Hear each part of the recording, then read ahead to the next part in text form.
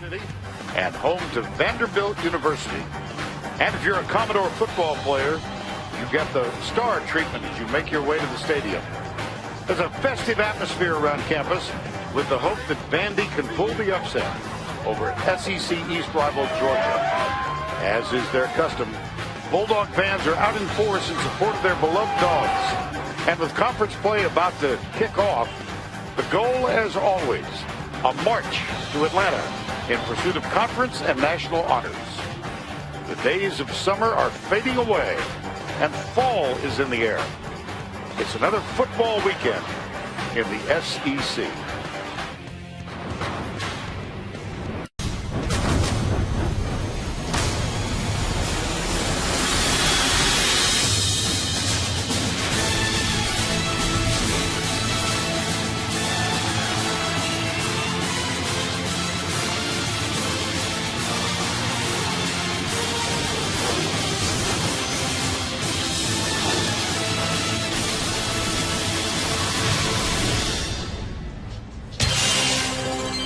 We welcome you to Vanderbilt Stadium and the Home Depot SEC on CBS. This afternoon, the Georgia Bulldogs against the Vanderbilt Commodores.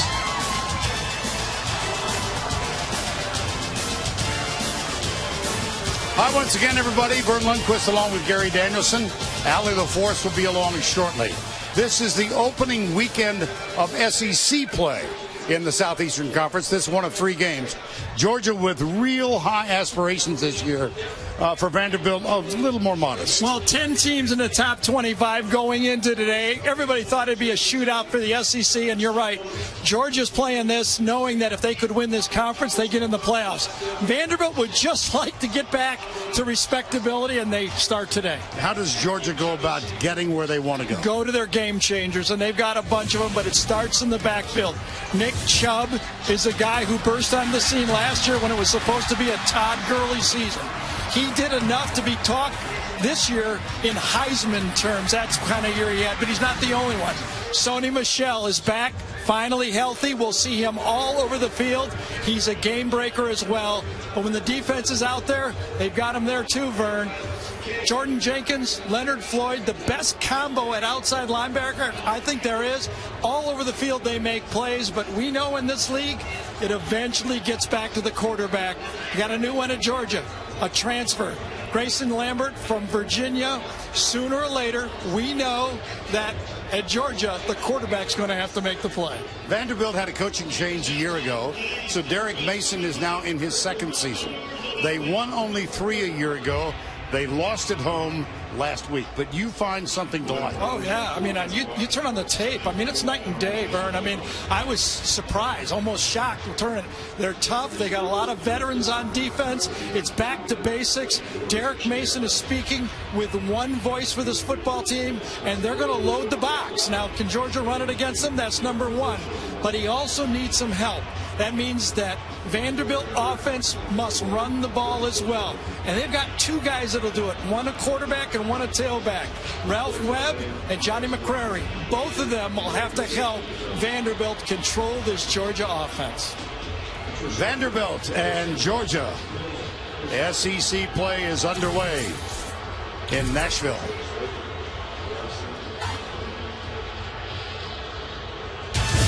The Home Depot SEC on CBS is sponsored by Sonic, New York Life, Firestone Tires, and by Advocare. For a battle between Georgia and Vanderbilt. It's another football Saturday in the SEC. Volunteers, Razorbacks, Tigers, Gators, Commodores, Gamecocks, and Wildcats. You can hear our battle cry. Roll Eagle, roll Tide. Bulldogs, Aggies, Rebels, and the like. From Rocky Top to College Station, yeah, we're one big country nation, that's right. It's the Dogs and the Doors, the SEC on CBS, the best game from the best conference.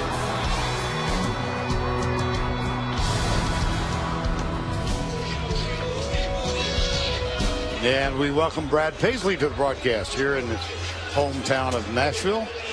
The Home Depot SEC, Georgia and Vandy. And first on the field, the Commodores of Vanderbilt. They won this game against Georgia here 2 years ago. And right behind them, the Bulldogs of Georgia.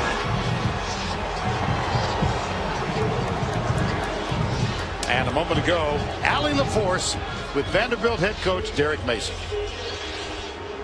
Coach, Georgia may come in as the heavy favorite, but just 2 years ago, Vanderbilt beat a ranked Georgia team on this field right here. How do you repeat history today? Be about us. Do what we do. Okay, earn each play. Make yourself, confident about what you do quarter by quarter.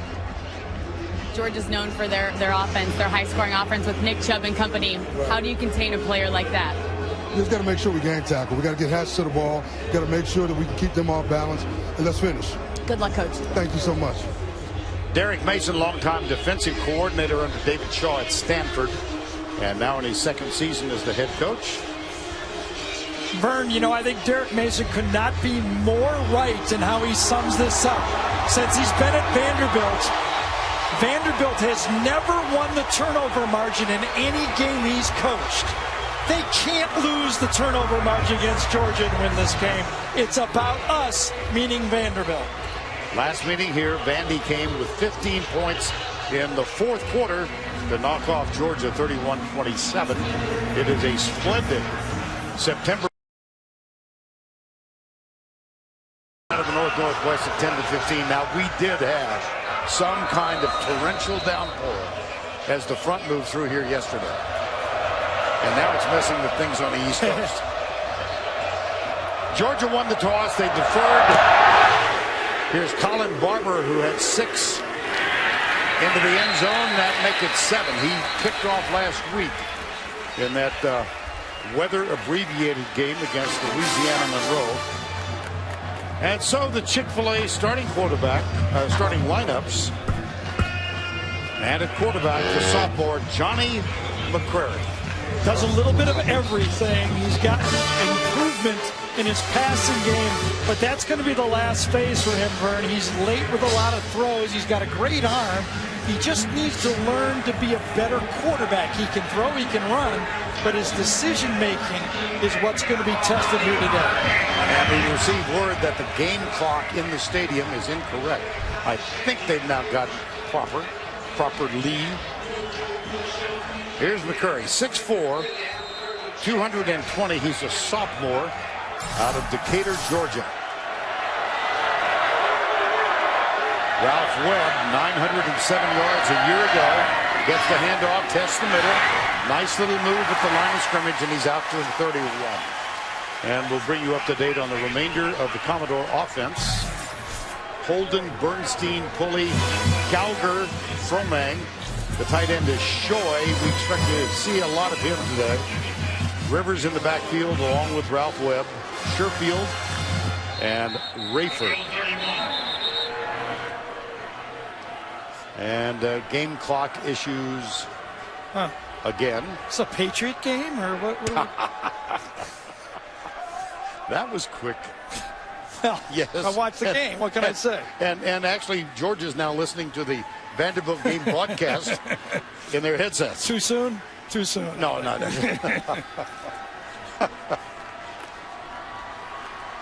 The clock is. David Smith is our referee today.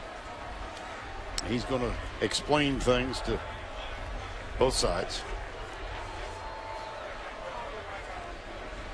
This does make me laugh. And now I went to an engineering school at Purdue. Yes. And here's a school highly regarded. And they can't get the clock to work. We had our problems at Purdue, too. Grab an engineer, I used to say, basically, right? Please reset the game clock to 14 minutes, 45 seconds.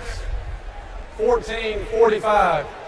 All right. It says 14-18 right now. There Thank you you. go.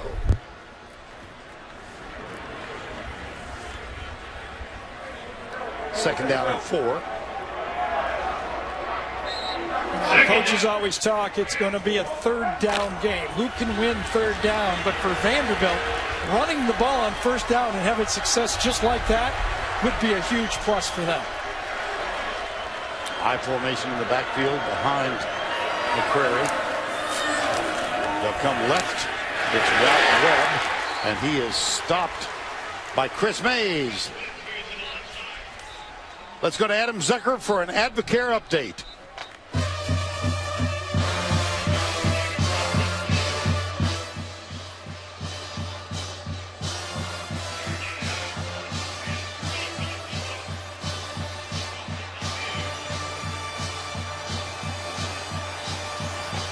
All right, Adam, thank you. It's no score here. Early moments of the opening quarter. On third down. Wow, man. Wow. Blew up that play. Jordan Jenkins, Sure number 59. was. That's who we featured.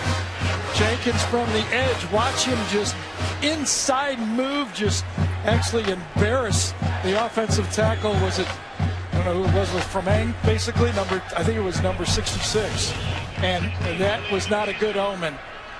Remember, the injury to the Vanderbilt offensive line was at tackle, which forced them to move some guys around, and it didn't work on that play. Here's Tommy Openshaw, and Isaiah McKenzie drifts back, grabs it over the shoulder, avoids one tackle, can't avoid the next three. Good downfield pursuit by Vanderbilt. Jakari Thomas, number 40, was the first man there. That's a 48-yard punt, and nothing on the return.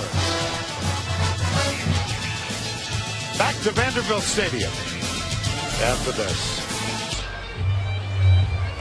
This is the smallest stadium in the SEC. Time now for the Chick-fil-A starting lineups. Let's begin with the quarterback for Georgia. Well, I haven't done one like this very often, Vern, where a guy sends spring practice at one school and starts for another school at this time, and that's what happened with Grayson Lambert. Got beat out at Virginia during spring practice, had one more class to take in summer school, and then he ends up starting for Georgia. And the starting lineups, this is a veteran offensive line with the exception of Isaiah Wynn. John Theus now in graduate school. Capuano, Pike, Houston, Blazevich, a real find at tight end, and then Nick Chubb. What a wonderful, gifted runner he is. First down and 10. Vanderbilt blitzes on first down. They hand it off to Chubb, and he is stopped. Defensively for the Commodores, Butler, Woods. Wynn is getting the start. Azubuike is going to sit out a couple of series.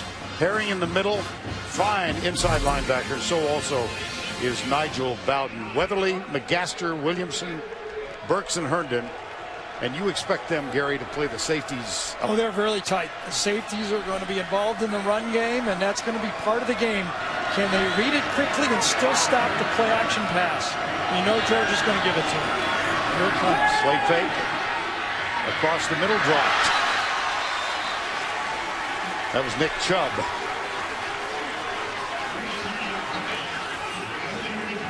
Georgia's offense was very vanilla from a week ago, meaning they didn't show very much at all, didn't need to show much, but Grayson Lambert was very patient. He's been coached that way. I watched practice. Take your checkdowns. That's exactly what he was trying to do, a safe throw to the running back. Third down 9. Last year in SEC. There's a game within the game that requires a different set of skills. There's no off season. This is a play as much as you want, whenever you want, Fantasy League. And we don't just play, we are players. We train, and we win. This isn't fantasy as usual. This is DraftKings. Welcome to the big time. Play free with promo code REWARD in our Week 1 event. Get to DraftKings.com. Play, Vanderbilt gave up 50%. Timeout. Third down plays. Vanderbilt. And some confusion. So Vanderbilt calls timeout, the first of their 3. Third down 9. Vanderbilt Stadium in Nashville. My goodness. Well, What is this? You moonlighting on us? see the fellow with more hair than I have on the right? Brad Sham is going to be in synagogue tomorrow night, so I am going back to Dallas tomorrow and doing the radio broadcast of the Cowboys and the Giants. Right here, study it up. Giants in blue. Yes, thank you very much. Eli Manning. Go from there, yes. 3rd and 6. Tony Romo, 2nd down. Got all you need. I'm good. 3rd and 9. Incomplete for Blazevich. 4th down.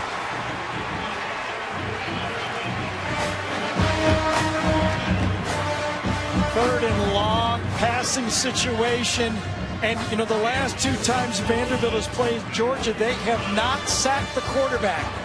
Can they get pressure in this game? It'll be a big story. And on that one, they did not, but good coverage behind him, and they get off the field. Mark Richt, talking about his punter, Colin Barber, with us yesterday, said he has really improved. And here's Barber, a little sidestep. Trey Ellis is the deep man, has it at the 29, and he is caught and dropped as he crosses the 35. Never miss a moment of college football with the CBS Sports app. Every play, every story, and every highlight, right as they happen. Download the CBS Sports app now. 1st down 10, 2nd possession for Vanderbilt. Got a big 1st down pickup of 6 yards in the opening sequence, and then nothing the next 2 plays, and had to punt. Ralph Webb, and they'll go out of the gun.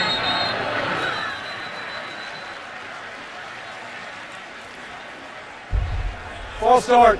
Number 56 on the offense. 5-yard penalty. 1st down. That's Barrett Gallagher, who's had a couple of moments here in the early going. Defensively for Georgia, Atkins, Mays, Bailey, Bellamy.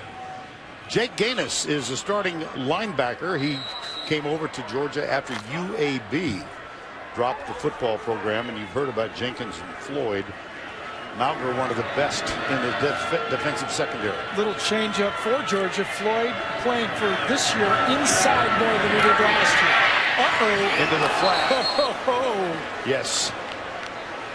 Aaron Davis, number 35, fought for a moment. Oh, I thought he got one more step, and that's an easy pick 6. And that's one of those decisions that Johnny McCrary just isn't up to speed against high elite athletes in the SEC. I mean, Jeremy Pruitt is one of the best in college football, giving quarterbacks a lot of different looks. Vanderbilt must keep it very simple and involve their quarterback in the run game first before they try to drop back and throw against this Georgia team. And Gary Floyd is inside at linebacker again. His Webb gets around the edge and is driven down at the 37 by Malcolm Parrish, number 14. Well, one of the sidebar stories in this game is one of the offensive linemen for Vanderbilt had a little talking to do. Jake Bernstein said that our guy Webb is just as good as Chubb. Now, I'm sure that was posted everywhere. Now, Ralph Webb, pretty good back, but you got to earn those accolades. There it is. Personally, I'd rather have Ralph Webb than Nick Chubb. Well, he got some attention for that. Yeah, I think being loyal to a teammate. Yep. Across the middle, deep, incomplete, almost intercepted. Way too high. See, this offense will not work for Vanderbilt. The drop-back offense early in this football game will produce a turnover. They need to use the running game, the option game, and the play-action pass game, because I just don't think they're far enough along. Maybe 6-7 games into the season they can do that, but right now they just aren't to that level to throw the ball in the drop-back position. Tommy Openshaw on the punt for the 2nd time. Isaiah McKenzie. Oh, he dropped it. Kick it left. Oh, my gosh. No. Run for the 1st down. What the heck? And then he's tackled out of bounds. He got a 1st down on a bobbled snap. Yeah.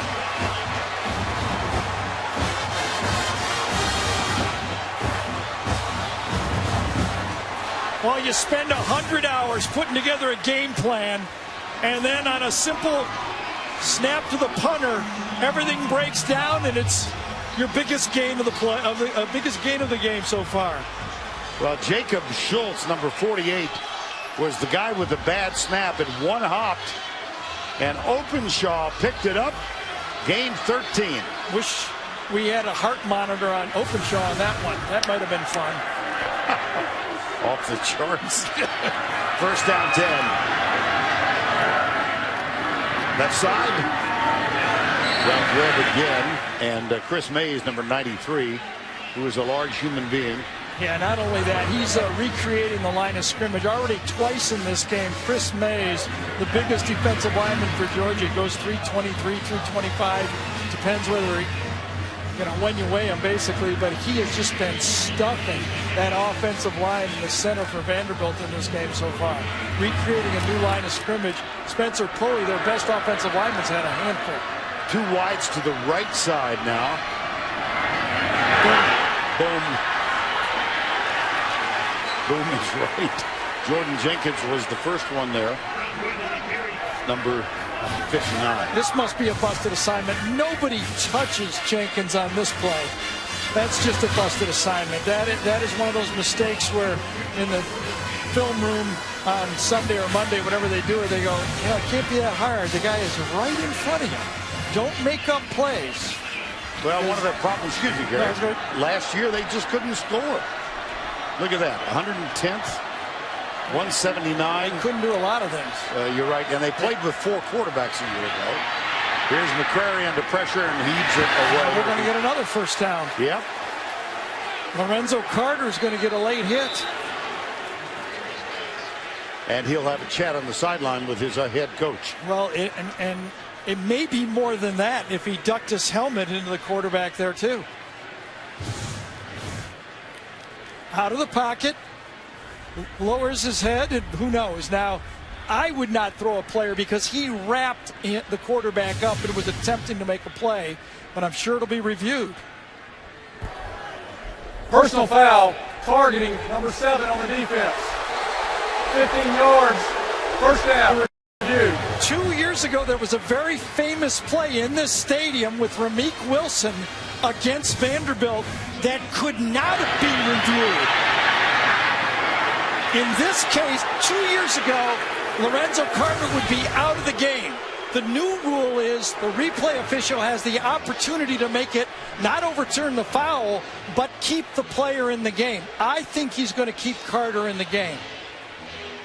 And I think it's a good rule. Because, even if you went back to the Rameek Wilson play, that was really what changed the play. Let's go back to it. It was a big play that helped Vanderbilt win the game. Here it is.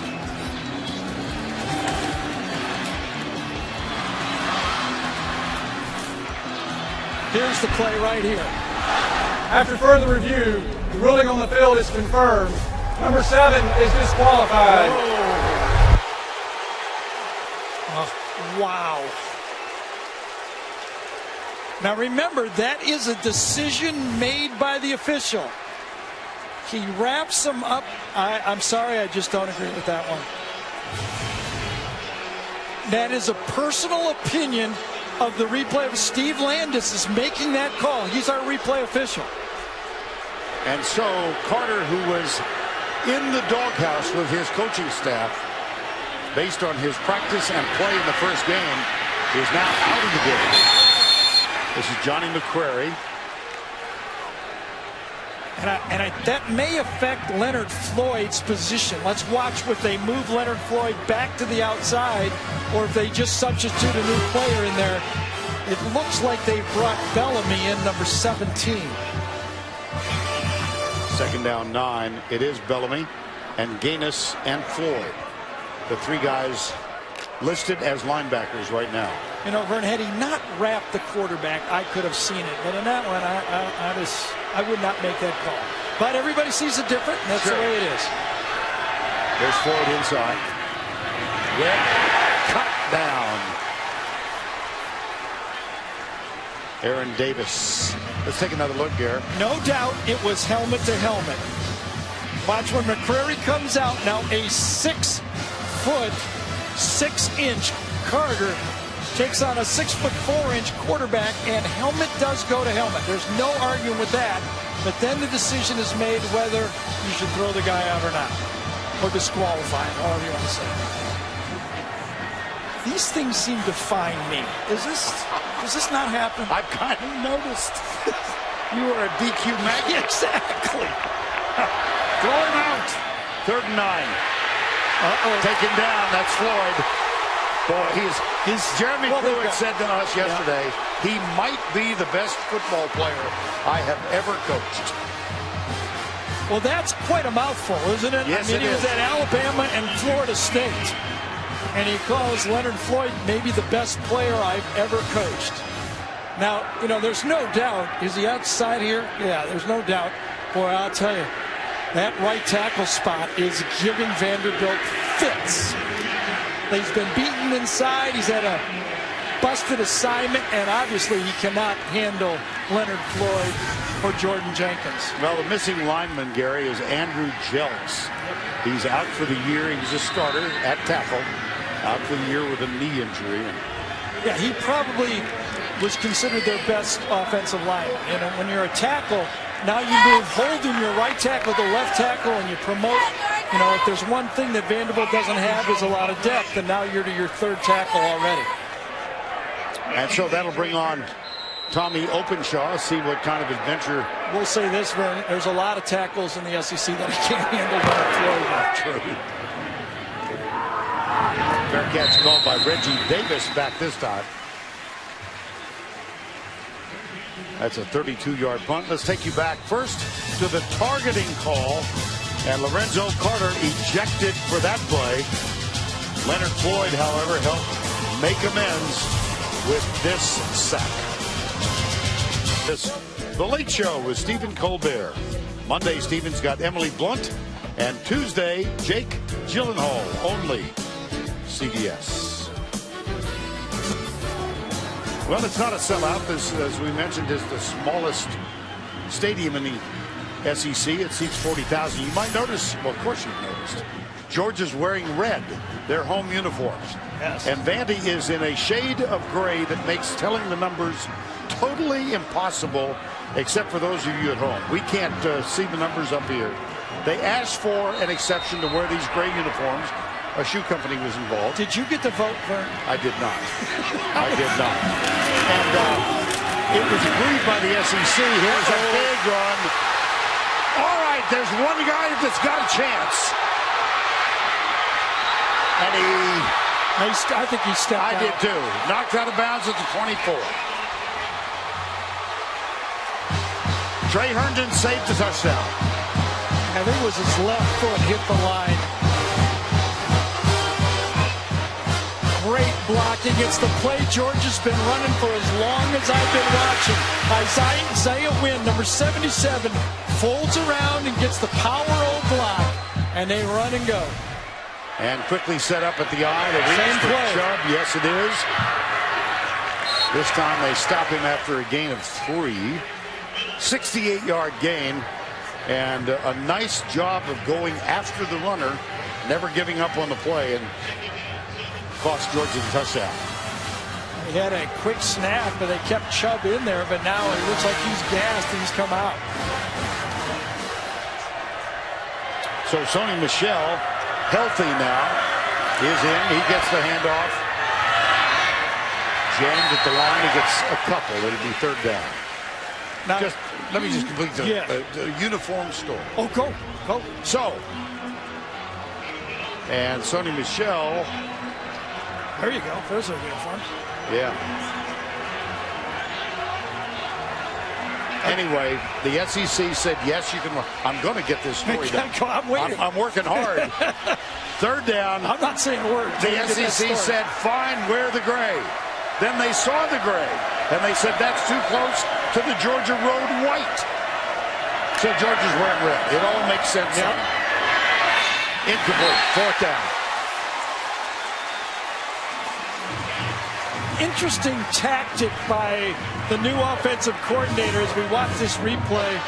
They get the long run, and of course, your tailback, Nick Chubb, has to be tired running 75 yards, and they go hurry up with Chubb. Chubb's totally gassed, so actually they got a play that they don't get anything out of it. They bring in Sony Michel, and that's where that hurry up can actually hurt your own team. You got a tired running back, you hurry up and kick a field goal here. Marshall Morgan's first attempt of the year. On his career, he's 46 of 59. Timeout. Timeout. Georgia. They're first. The first one.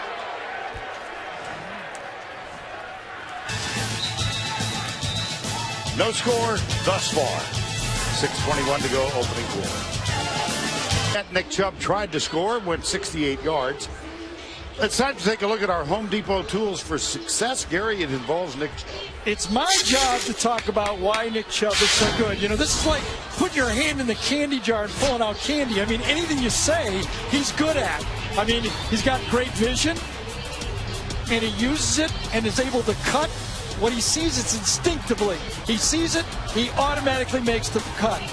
He's got great speed. He was a 10-600 meter guy in high school. And he's got great power. He's got balance. He was a state weightlifting champion. He power cleaned 395 pounds. And on this one, if it wasn't for one tackle around the ankles, this would have been a 7-point play. And Trey Herndon did a great job of making it a field goal try instead of a 7-point play. 37-yard attempt for Marshall Morgan.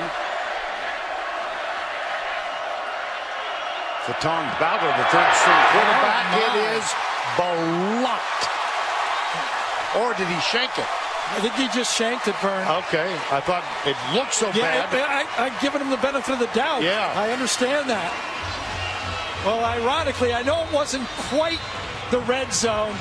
Vanderbilt struggled in the red zone last week against Western Kentucky, and now they get a great stop here to keep this game tied. And, Vern, let's see if you were right. I don't think so. No, I was not. Drat. I have seen shots like that, but usually there's a mulligan afterwards.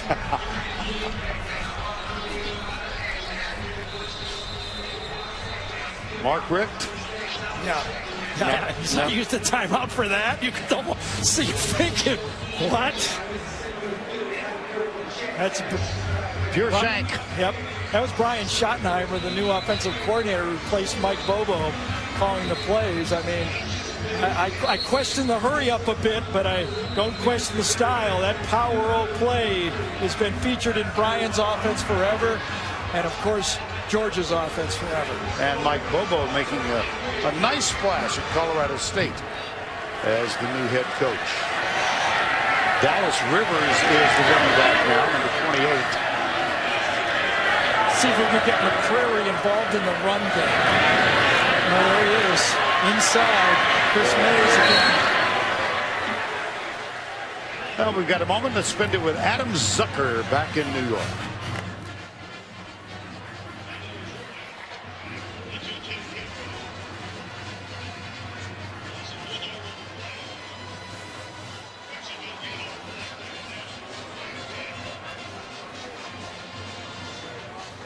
Okay, Adam, thank you. Coming up at the halftime, of course.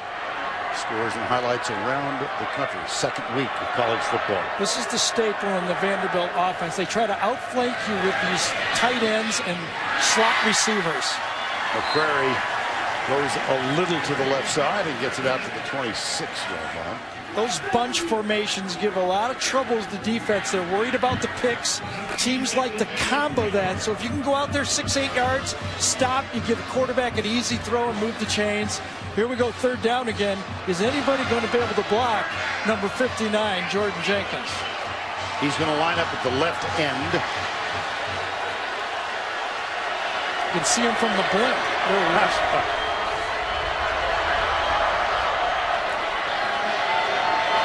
McCrary back, has time, goes deep, it skips off the hands of the intended receiver, Trent Sherfield.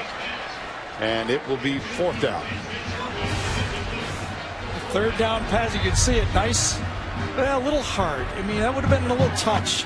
Give it a little Montana or Phillip Rivers touch on one of those throws instead of gunning that ball. That's just too hard to catch. The receiver does not have enough time to react to that throw. A lot of times, you know, on TV, everybody says, that guy should catch it. That's a tough catch. You're running full speed, you got about 8 yards to see the ball. Openshaw, nice. McKenzie at the 23. There is no flag. Some thought that was a block in the back. Instead, it's going to be an outstanding return. McKenzie, there are no flags, and Isaiah McKenzie takes it all the way.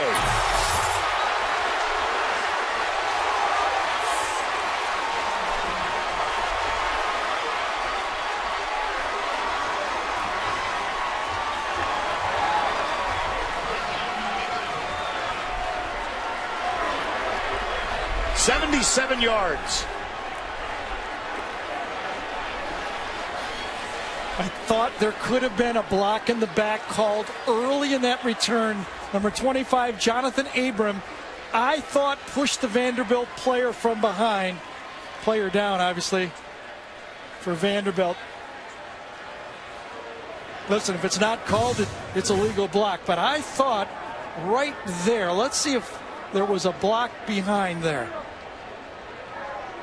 See, I thought that was enough to allow McKenzie to beat that play. Now, he didn't block him hard, I'll admit it. From that angle, it didn't look as bad as from the booth. All things said, 7-0 Georgia. McKenzie, he gets in space. He's scary.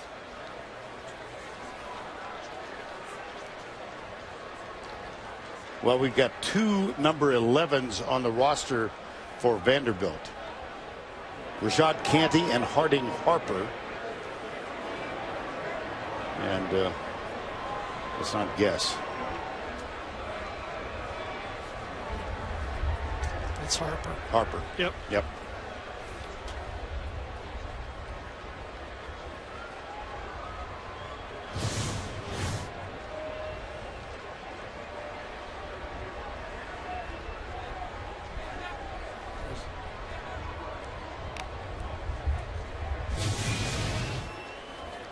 Isaiah McKenzie has put Georgia on the board with his third career punt return for a touchdown.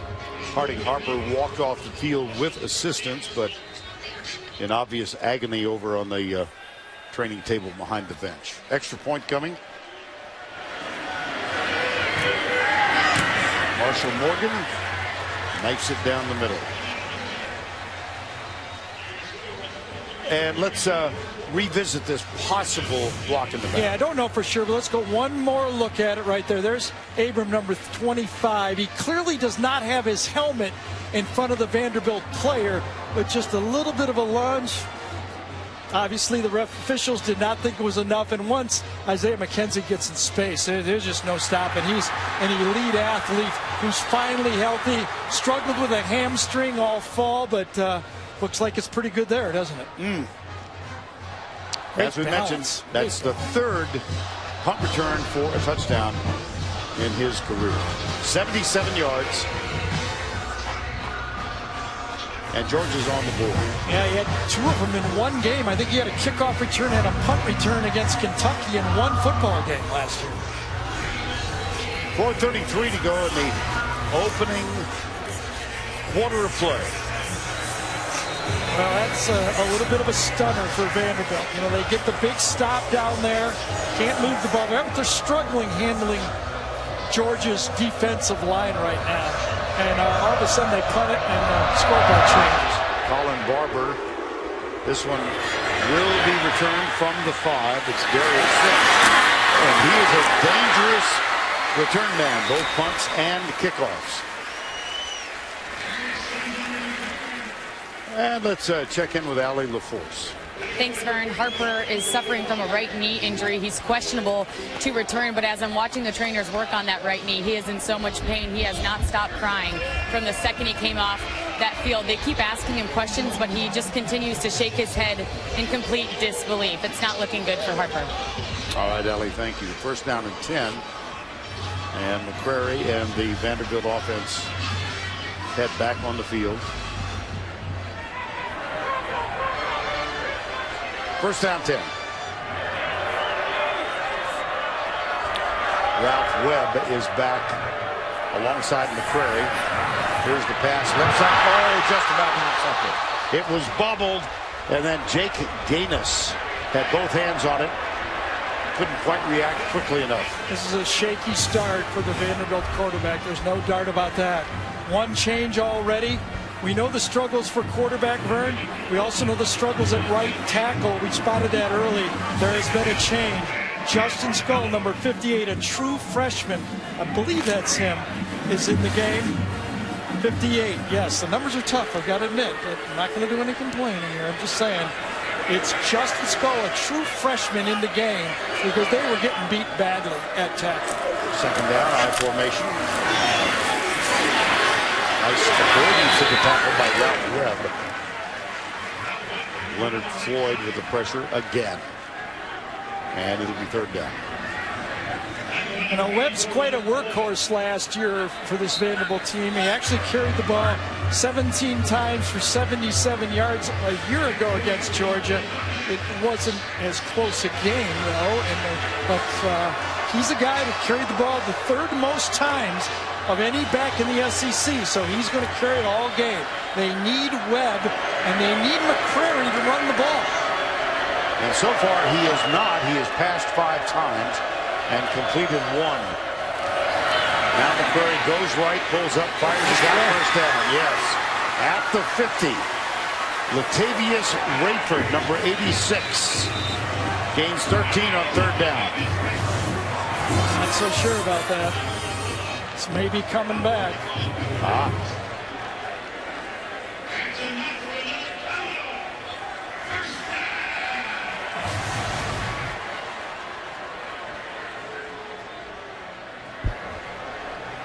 Personal foul, hands to the face, number 84 on the defense.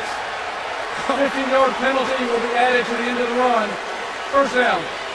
Didn't see it. Leonard Floyd is confused. I thought it was holding. I saw the flag come to the outside, and Georgia gets called to a hand to the face of Will Holden, number 74.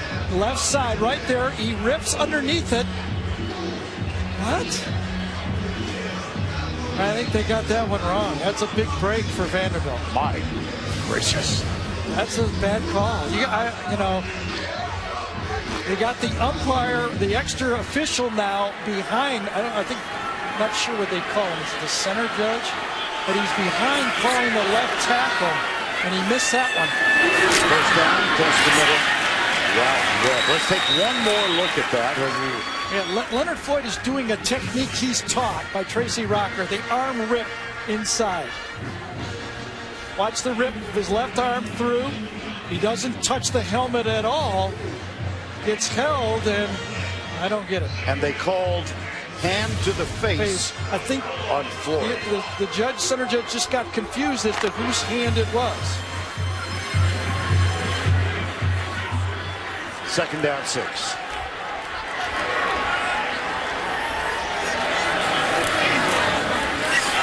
Right side.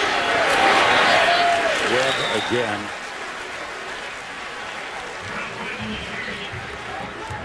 Dominic Sanders, number 24, first man there.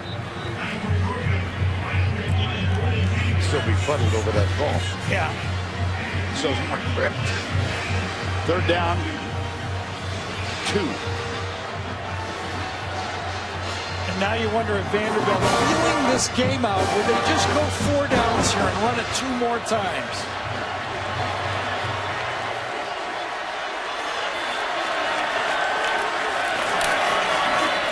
They come left. Webb struggles. It's going to be very close. I think it's short, but it's going to be very close.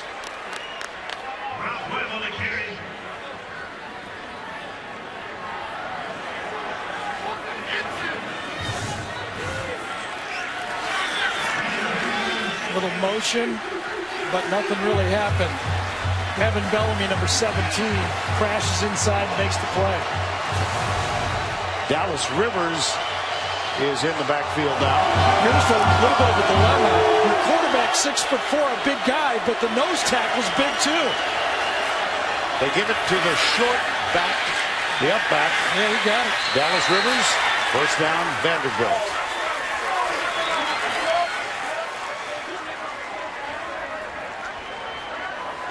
Well, Vanderbilt is thinking they might not have got a call on the punt return, whether they were right or wrong, who knows, but they did get a good call on Leonard Floyd's helmet to the face mask.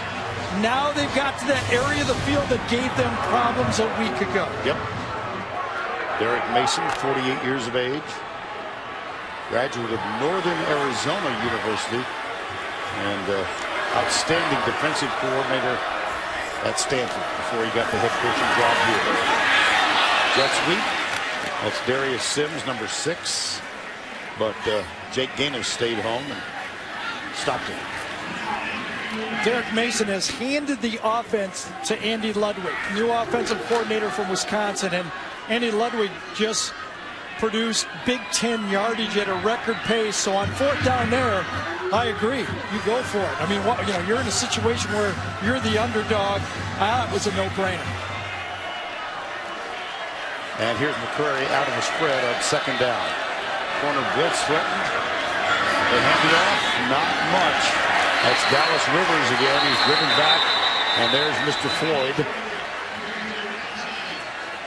Sterling Bailey, number 58, a really steady defensive lineman for the Bulldogs of Georgia. 3rd down. Yeah, 2 big plays in the first quarter by Georgia. The big run by Chubbs and the punt return, obviously, for the touchdown.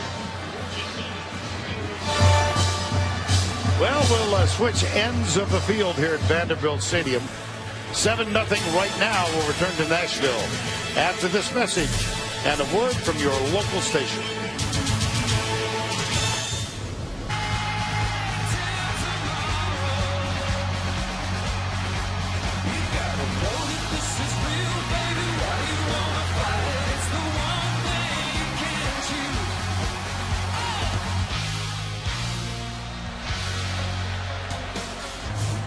Welcome back to Music City, Vanderbilt Stadium.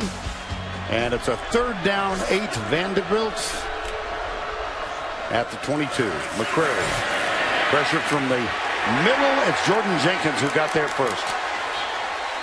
And that will bring up a 4th down. We'll see what Vanderbilt. Well, that's an unsuccessful attempt to a fairly decent drive. They got a big break on the fence. Vanderbilt has to actually avoid that 3rd and long. I mean, if it's not Jenkins that time again, Jenkins from one side, the vice, Floyd from the other side.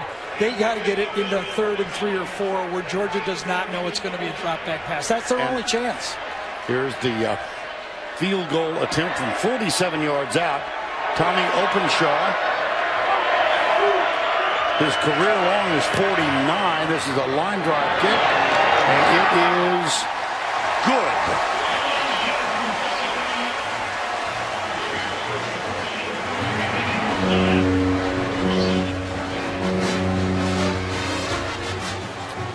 Vanderbilt on the board, opening play, second play actually, the second quarter. You bet. 7-3 Georgia.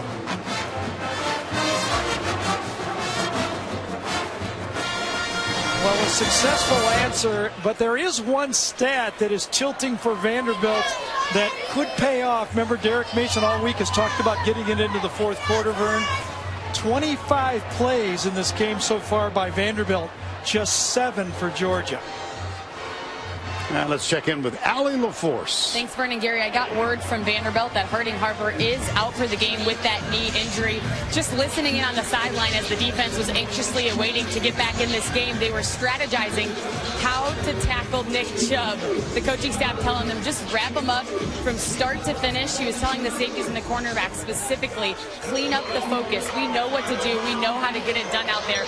We just have to stay mentally focused, ignore the hype of this Georgia game, and we'll be fine. All right, Allie, thank you. 7-3. And Vanderbilt will kick off. Hayden LeCoq, number 93, will kick the ball deep. Isaiah McKenzie and Keith Marshall are deep. Marshall injured most of the last 2 years, but had a solid return last week. This is Keith Marshall. Well, Grayson Lambert's still looking for his first completion in the game. And this is a bit of an oddity under Mark Richt. He usually knows who his quarterback is going to be. And you were here, right, in the David Green era, then DJ Shockley. Matthew Stafford, everybody knew it was going to eventually be Matthew Stafford, but he wasn't in the opener. So this is a little different this year. Going into fall camp for Georgia, not exactly sure who's going to be the trigger guy. And again, if you don't know the story, Mark Richt's quarterback choice, Grayson Lambert, graduated from Virginia this summer with a degree in anthropology, had lost his starting job in the spring, and he decided to transfer and got the start. Bryce Riley is the backup. Here's Chubb. Tough to bring down, isn't it? Out to the 30. Well, not only do you get the push from the offensive line, you get the push behind the push. Oh, there's timed out great. Yeah. They called it offside. Yeah. The Vanderbilt linemen were going, hurry up, we're going to time this baby and dive right over the top. And the diver was Stephen Weatherly, number 45, but almost, though, like Troy Polamalu, wasn't it? yes. Offside on the defense. Penalty is 5 yards. Results in a first down. See Weatherly, number 45. Well, actually, he wasn't the first to come. Yes. No. It was Darren Henry, number 30. Herring. Herring. Excuse me. You know, one new center, Brian Cablano, right there, number 54, filling big shoes at center for Georgia. I want to talk about him a little bit as you watch him snap the ball. His job going right. Well, he replaces David Andrews, who was a wonderfully gifted offensive center. Started for the Patriots Thursday night. Yep. Cablano, the big thing here is he's left-handed, Vern. It's not a big deal in the shotgun, but under center, I could see that being a big deal. Third down coming up. The story was he was there all summer.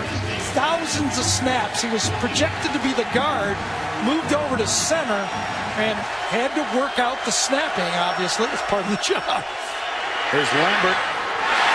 Way too high. Fourth down. He could feel Lambert, the pressure that time coming from the outside, and he had to anticipate the throw, and he took a hit on throw. Coming from the outside, completely unblocked around the corner, and took it right on the knees. Arnold Tarpley, number 2, with the tackle. And that brings up fourth down, and it brings on Colin Barber. The Vanderbilt defense has done a nice job, haven't they? One play, basically. This one bounces. Whoa, watch out. Watch out.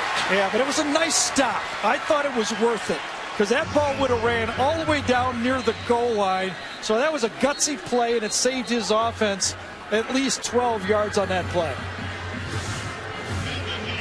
Trey Ellis was the man who was back. 3, Georgia has the lead, 12:37 to go in the first half. Let's check in with Allie LaForce. Vern, I have something to look out for. Sony Michel, his hip was bothering him in the first quarter, so the team took precaution. They took him back in the locker room briefly. He was absent from this game. The team then told us officially that he has a right hip contusion, but he is cleared to play, so something to keep your eye on. All right, Allie, thank you. Was healthy and had a good opening season game last week. 7-3. And it looks like the change is going to be permanent at right tackle. You get next series up, and still a new tackle, number 58, true freshman, back in the game. And that's School. S-K-U-L-E. First down 10. Ralph Webb. Deep back in the eye. Webb goes left. Jordan Jenkins with the tackle, one of the outstanding linebackers. Well, a lot of people thought Jordan Jenkins was going to turn pro. He decided he was close to graduating and wanted to come back. Between he and Leonard Floyd, they got bookends. And if they get improved play inside, Georgia is going to be legit, a legit contender to get to that SEC championship. It's been a bad taste in their mouth the last 2 years. They thought they were good enough, and they did not get there. There always seems to be a pothole. You know, they get bumped at the most unexpected time. 2nd down and 6. It's going to be 3rd and 5. Well, last week, Johnny McCrary, number 2, the quarterback for Vanderbilt, rushed for 66 yards. Now, I had the game plan all drawn up in my mind, but Andy Ludwig has not come my way at all, has he? He has not run him at all. He got out of the pocket one time, completed a pass, and then got the benefit of the Floyd call on the face mask, but there have been no design run plays so far in the game for McCrary. Let's see if they can control those 2 edge rushers. 3rd and 4. 4-man rush, Georgia. Deep ball, incomplete. Sailed on him again. It'll be 4th down. He's not having a good start. We'll say this, too, for McCrary, the tough he's in. I mean, he's got really not a lot of time to throw the ball, and Vanderbilt doesn't look like they're trying to get deep. Georgia is squatting on every throw. So as a quarterback, you're looking out there, and there's a red jersey in your vision on every throw. They're going to have to throw the ball deep as well and try to loosen up that defense. Openshaw is on. No, that's why I think the play action pass. I'm surprised we're not seeing it yet. Isaiah McKenzie, this one is going to chase McKenzie all the way back to the 23. Starts right, gets a block, turns the corner, and then he is stuffed as he gets to the 35-yard line. Kari Blassingame, number 23, made the tackle. That was a huge punt, 56 yards. 12 on the return.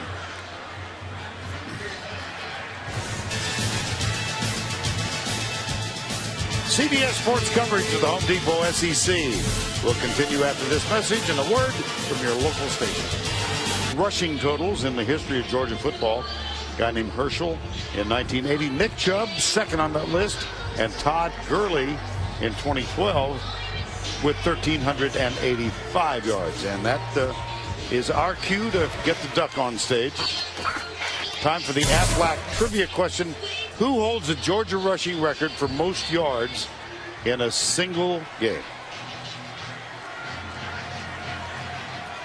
Gosh, did we give it away, do you think? How could you not pick? I mean, yeah, I know. Well, Grayson Lambert has started out this game 0 for 4, but we haven't seen a deep ball yet either. The safeties have been climbing up in the box. Will Georgia go deep anytime soon? Toss on this play. Oh, nice read. Chubb. Isaiah Wynn pulled Quavon Hicks leading the way. It's more than just patience. It's a lot of just instincts. Go inside, you set up the blockers, then you find Quavon Hicks, number 48. A lot of that just happens. You're not thinking about it. It's just a natural ability to feel the play and get to the outside. Just a beautiful run by Chubb. Nick Chubb has now gone over 100 yards for the 9th consecutive game. He gets a handoff left side. Well over 100 now. The last time he did not rush for 100 was against this team. He gained 78, but that was in a relief role because Todd Gurley gained 163. Yeah, that was that kind of zone keep where the quarterback really isn't a threat to keep it, but the action keeps the defensive outside linebacker honest, and Chubb hits the crack. Good blocking by that Georgia offensive line. Comes left, gets a block in the open. Tough to bring down. Out of bounds, short of the touchdown. Yeah, is there?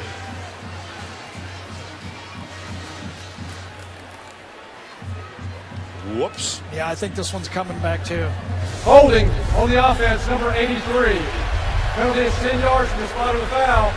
Replay, 1st down. Jeb Blazevich, the tight end, is number 83. And run the edge. Usually the tight end has to make a play, and he got all jersey on that one. Right there, he's in the slot position, trying to help out Theus. Gets to the outside, and just enough of a hand on the jersey. Once you get it up by the shoulder pads, that's easy to see. Sonny Michel back on the field. Here's play action. Into the end zone, double coverage, should have been intercepted. Wow. Bad throw. Yeah, you're a fifth-year player and a senior. I don't care if this is your first game at Georgia. This is the first thing they teach you. When you're running, throwing the ball down the middle of the field, that's one high safety, and that inexcusable for a high school quarterback. Oren Burks missed on the interception, almost a sure thing. It's second down. Well, let's go back to Sony Michel. Bucks off a tackle. Touchdown, Georgia.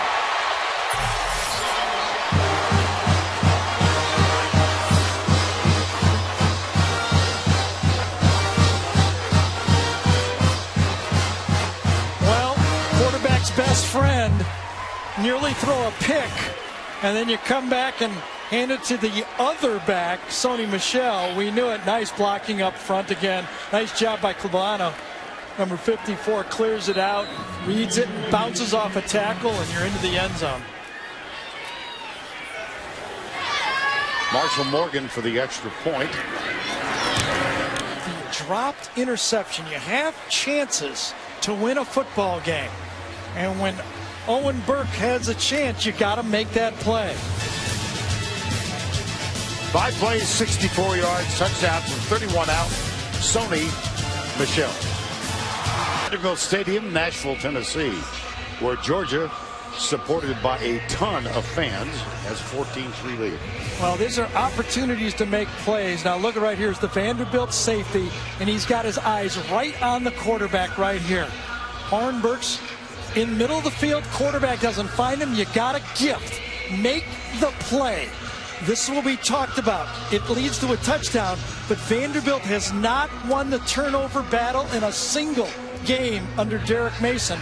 There's the opportunity to get the lead in the turnovers. Marshall Morgan is going to replace Colin Barber on kickoffs now. And Darius Sims, number 6, is deep. Look at that. Georgia zip passing yards. But they have run for 160. Yeah. There was 70 guys for Georgia that felt good about that touchdown, and one, Lambert, walking off going, oh my God, I saw my life go through my... That's right. Here's Morgan's kick. Darius Sims, a yard in, and he's out to the 22-yard line. Aerial coverage today provided by Goodyear for 60 years. Goodyear has provided aerial coverage of college football's greatest traditions and biggest rivalries. Nashville, Tennessee, Music City. Got a chance to walk through Lower Broadway the other night with a legend in this town, a country music star named Whispering Bill Anderson, graduate of Georgia.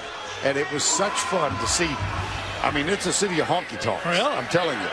I bet more people recognized you than Whispering Bill. I don't think so. It was a toss-up.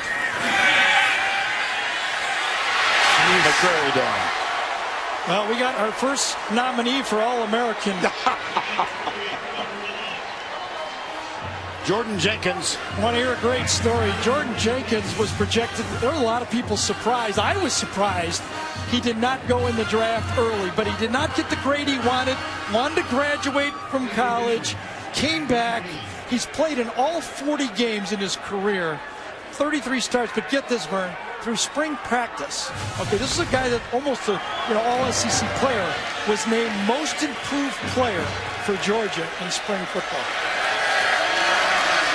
That's the 3rd sack for the Bulldogs today. 6th tackle for Jordan Jenkins. And off left side out to the 20. Ralph Webb. Sterling Bailey. Well, defensive coordinator Jeremy Pruitt is starting to put his mark on this defense. We saw him last year. Remember, Vernon had a good season. They stopped some players, but there was a bit of embarrassment. Remember that Florida game when they ran for all those yards? Still getting this system in, his guys in, had to replace a few inside defensive tackles, but I got to tell you, I've seen some of the recruits. They're going to reload here. Vanderbilt 1 of 8 on 3rd down. McCurry goes deep down in the middle. Oh, yes, indeed. That's Stephen Shoy, the tight end. And that's a gain of 24 and a first down conversion. Want to see some anticipation? This is what we're talking about, throwing right off of the defender. That's how the ball has to be thrown. When you're playing major college football, I tell you, you can complete passes, but you have to risk the throw. Did you see how close that was to disaster? But that's how perfect it can work. As John McCrary gets better and better and grows, and Andy Ludwig said he will grow, that's what he potentially can do. Five-man rush. McCrary goes deep, and it's incomplete down the left side. Inside the 30.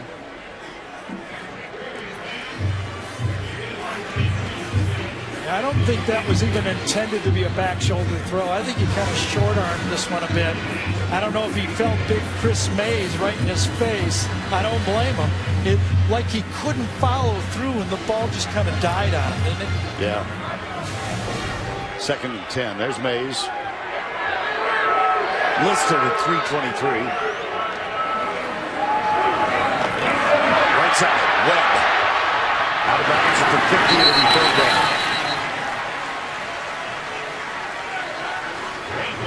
Actually, we'll wait for the official signal. They do move the chain.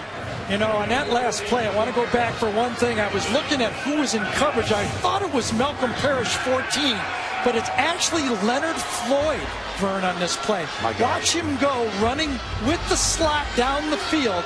When you can have an inside linebacker being able to cover slot backs, you could do a lot of things on defense. I see 2 first-round picks playing linebacker for Georgia right now. And he's inside again. Across the middle it goes, incomplete, almost picked off. Quincy Mauger, number 20. You know who Leonard Floyd reminds me of is the Georgia linebacker Alec Ogletree, who was the early draft, first-round pick. He's tall. He can play all over the field. Now that he's moved inside, you can see the ability that he has to make tackles from sideline to sideline. When he was on the outside, they could kind of run away from him. No more. They can't run away from Floyd anymore. 2nd down, 10. 14-3, Georgia leads it. They'll hand it off. I just thought maybe he'd bring it back and...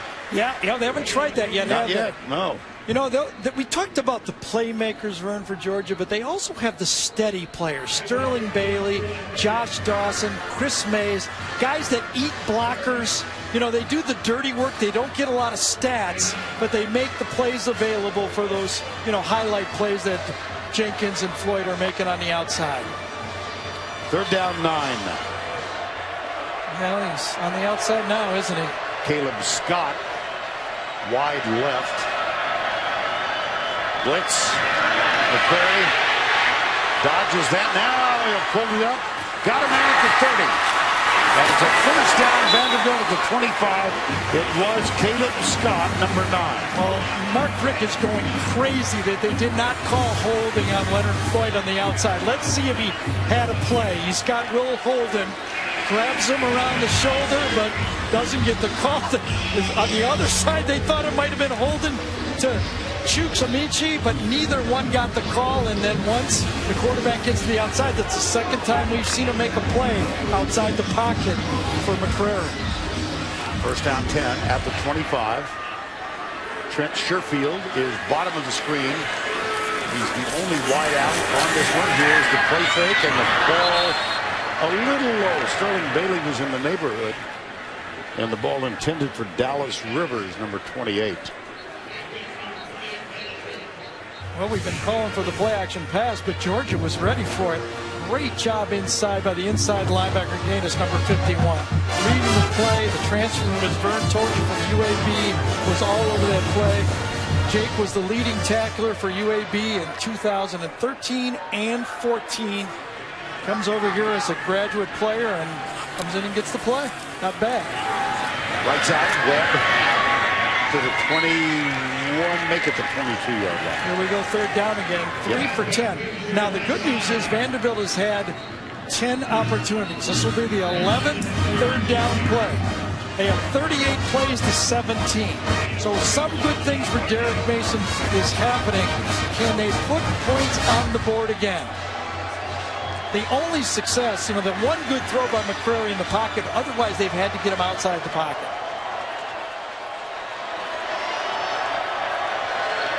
Rayford and Sherfield wide left on third down. Nothing. Nothing. Don't quite get that one. Jordan Jenkins, guess who? I don't either. I think Andy Ludwig, the offensive coordinator, blanked out, thought he was at Wisconsin again for a second. It's not going to work. It's not going to work. Melvin Gordon. Yes.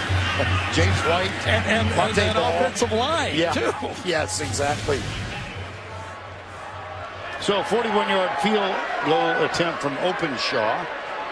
He's hit one in the ball game. Yeah, field goal, though, does make it a one-possession game, so maybe that's what he was thinking. Did not want to risk a play. High. Good.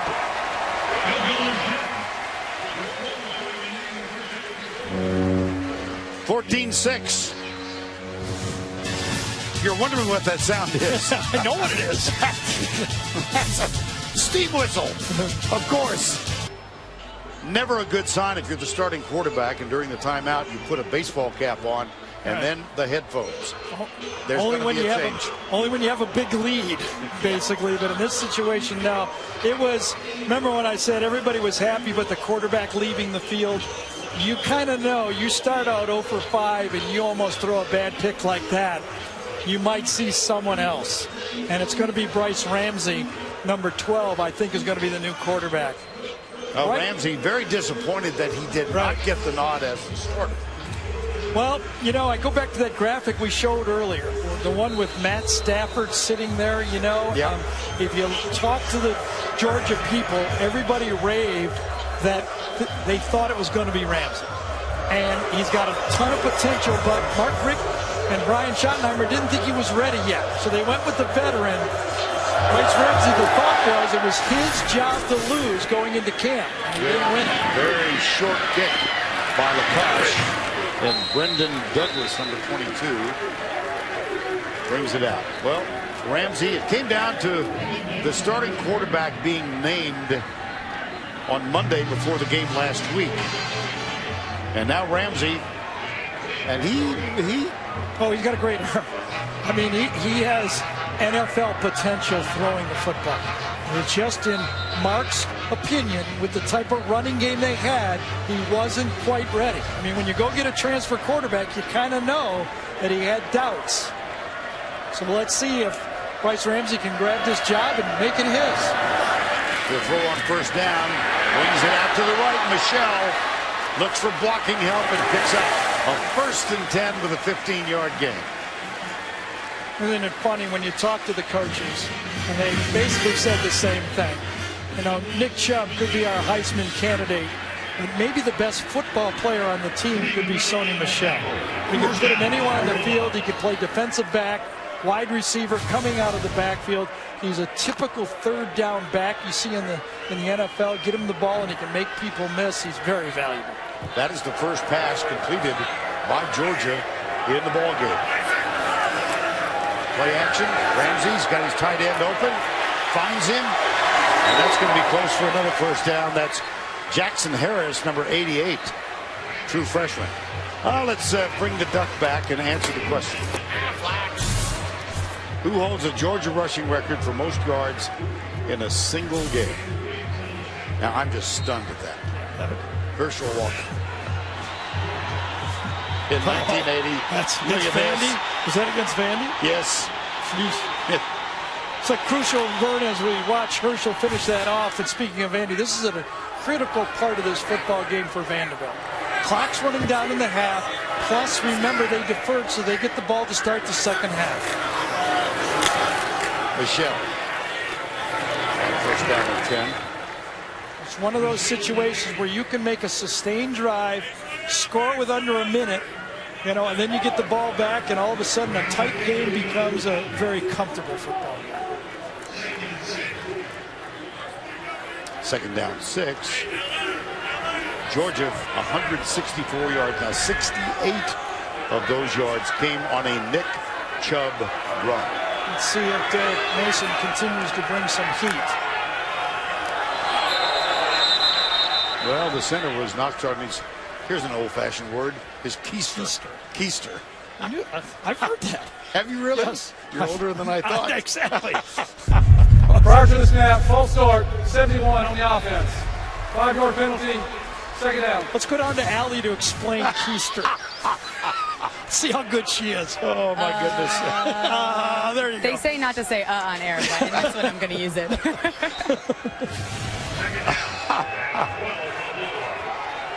I never thought I'd get keister in the broadcast 2015. Second down with 2:13 to go in the first half. Michelle remains the running back. Bryce Ramsey, 2 out. Third down. Intended for Reggie Davis. I thought Reggie stumbled coming back out of his break a little bit. Did he or did he not? No, that was a bad throw. You had it right, Vern. Just a bad throw all the way. It's on here. Yep, you got it.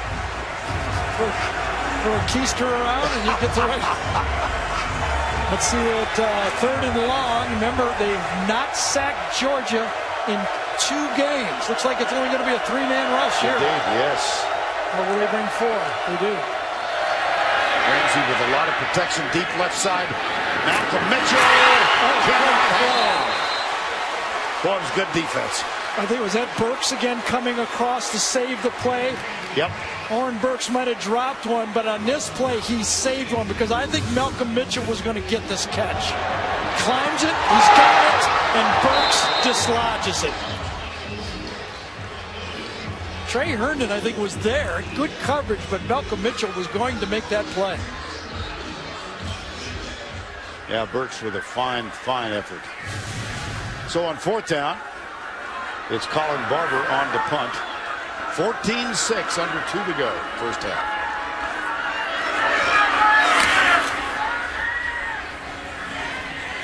So let it bounce.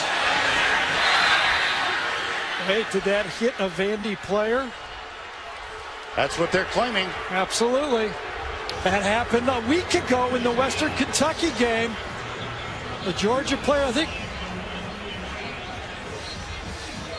Well, obviously it'll be replayed. But did it hit a Vandy player? We're going to get the flag out. Gaines is claiming. Yeah, Gaines that, believes it hits the Vandy player on the helmet. Jamel McIntosh. Oh, you can't tell though, can you? You can't tell from that replay. Gaines is right there. He believes it's happened, but it's not going to get stopped by the replay official, and they're going to get away with it. Webb. Dallas Rivers. You know what I'm surprised, Vern, is that Mark Richt wouldn't take a timeout there and take a peek at that. I mean, what does he need timeouts for? Yeah.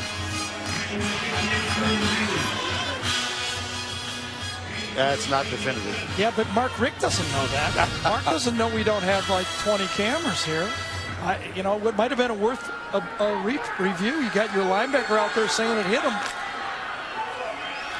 So a stop here. He's got 2 to use. I guess, you know, save it. It has its merits too. Ralph Webb back in the backfield. Out across the 15 to the 16. He's going to take it, no doubt. He does not have a lot of he has great confidence in his defense, and rightly so. So the clock stops with 63 seconds to go first half. So let's go into Mark's thinking right there. Instead of taking the timeout to get the replay, he trusted the replay official and said, I want my 2 because I want to get the ball back. At halftime, we'll go back to New York. The Geico halftime report with Adam, Rick, and Brian. Scores and highlights from week 2 in college football. Perfect. Just perfect. Third down. McCrary. Right side. Snuck that one in there perfectly. He sure did. And that's more about, just protecting the Vanderbilt defense from Georgia getting the ball than trying to mount a 2-minute offense here, because every throw has been a dangerous throw for Vandy, and I think they need to be careful here. Rayford made the last catch. McCrary out to the right side. It's Latavius Rayford again, junior out of Memphis, Tennessee. Right now, head coach Derek Mason is saying, Andy, I'll let you throw, but they have to be safe throws. I'll let you open it up when we get to the 50, but I've got an 8-point game from a team that wants to get this in the second half. Second down and 4. Don't need a big mistake by a young quarterback right before halftime. McCrary gets loose, fires it. That's going to be another first down. Vandy at the 37-yard line. He's made McCrary, three really nice plays outside the pocket. That was Latavius Rayford, number 86. And McCrary hit as he goes down by Sterling Bailey.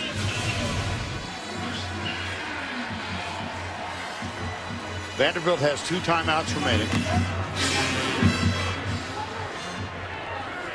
Sherfield wide to the top of the screen, number 10, and Rayford to the right. McCrary. Yes, it is. Absolutely. Dominic Sanders, number 24, came up and over the back. Well, here we go. Now out at midfield, you're going to see the whole offense now. So far, Georgia's played it very safely. 2 high Pass interference on the defense, number 24. Ball will be placed at the spot of the foul. First down. Now we'll see if Georgia doesn't try to get Floyd back on the edge and Jenkins on the edge, because so far they've been playing it very safe.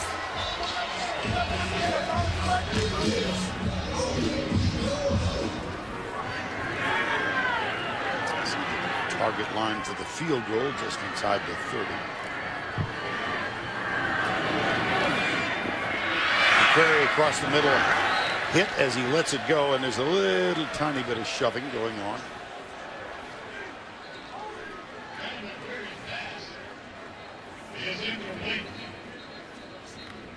Second down 10.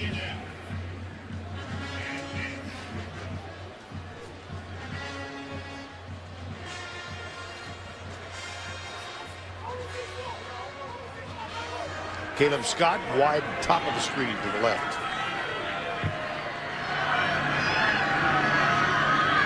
Georgia brings 4. Right side. Oh. Third down intended for Chris Cantera, number 82. No matter what right now for Vanderbilt, they're going to get out of this half and survive it. And that's the big thing right now. The great play, I mean, we talk about the one play when Vanderbilt didn't make the interception by Burks. He came back and made the great play to save a big completion. They survived 1 or 2 first downs, and now they're going to at least take it to half down just 1 possession.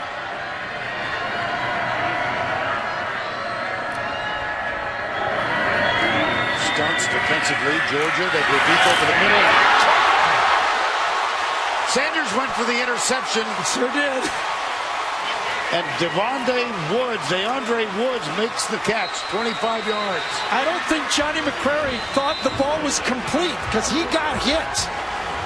He got smoked on that play, and he was looking around as if, really? Threw it in traffic. Nice ball in between 3 players, but he had no idea that his guy came down with it, because when he looked up, everybody was happy. He goes, what? Vanderbilt timeout with the first down at the 25. And let's mention the disparity in offensive plays run by these teams. It's incredible. I mean, Vanderbilt is huddling every play, and they've got 47 plays. I mean, that is big, getting a football team into the 4th quarter, which was Derek Mason's goal. Just let us get to the 4th quarter with it being a game. McCrary back, right side, almost picked off. Bobbled and dropped by Stephen Shoy, the tight end, number 81. Yeah, Timmy Kimbrough, the 42, the linebacker, was right there, but it was a very good throw and could have been caught. McCrary now 8 of 19. And it's second down at the 25. One thing you know that Vanderbilt wants to do is get a shot at a field goal. It's an 8-point game. You go into half. I mean, they were happy to be in. 2 wide left. Still have a timeout so they can call any play. McCrary down the middle. Incomplete. At the 5. That's Shoy, the tight end. All right, I'm going to bet you $10. Okay. Quarterback draw or a draw on this play. Screen at the most. Okay. Because they want to gain some yards for a field goal. Well, if they kick it now, it'd be 42. Taking me? Yeah, of course. Okay, here we go. Of course. Quarterback draw, or screen. 3rd down 10.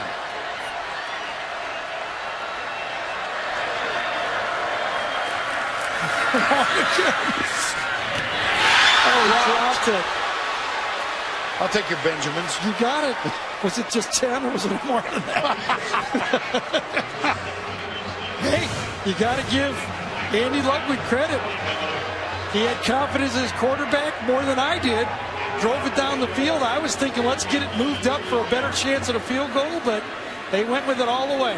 Tommy Openshaw has hit 2 today, both in excess of 40. This from 43.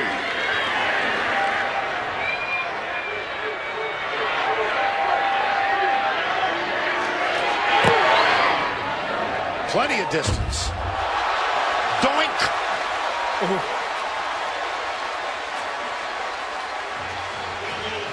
Go ahead, you say it, Brian. Oofta. No, I thought they were 5 yards closer. Oh, man. Well, great drive. Vanderbilt's defense hung in there, gave up some big plays, got some quarterback play at the end of it, but that was 6 inches from being a 5-point game. So 2 of 3 now for Openshaw.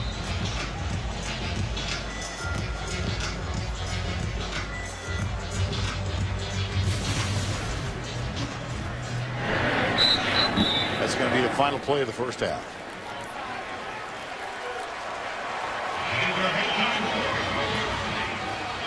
Well, Vern, as you see Georgia and Mark Rick go off, Georgia gets the ball. We know that. What we don't know, who's going to be the quarterback? I'll bet you. I'm tired. I'm not betting. I just thought I'd take advantage of the opportunity.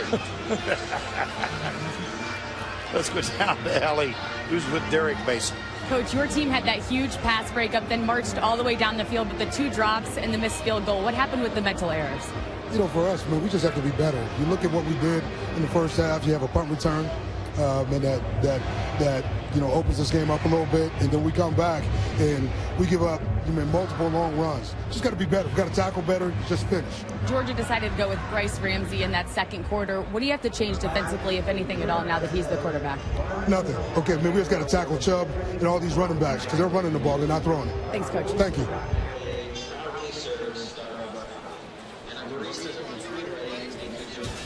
Halftime. Bulldogs lead. Let's go back to the force with Mark Rick. Coach, big plays kept you alive in that first half, but Vanderbilt has ran significantly more, 50 to your 23 plays. How much of a concern is that for you? Well, that's not good, obviously. We got to make more first downs. We're 0-4, whatever, on 3rd down conversions. We got to do better there. We just got to block better, we run the ball decent from time to time, but we got to throw and catch better. You decided to go with Bryce instead of Grayson. Why'd you make that move, and will we see him start the second half?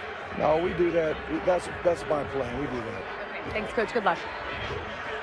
And there is Grayson Lambert, helmet on. Hey, he's going to play. I think you better start completing some passes, though, pretty soon, because 0 for 5 in baseball, you get to play the next day. In football, you don't. And the kickoff. Georgia deferred the option. Fumbled out of bounds. Yeah. And smartly knocked out of bounds because that was very close to being a live ball.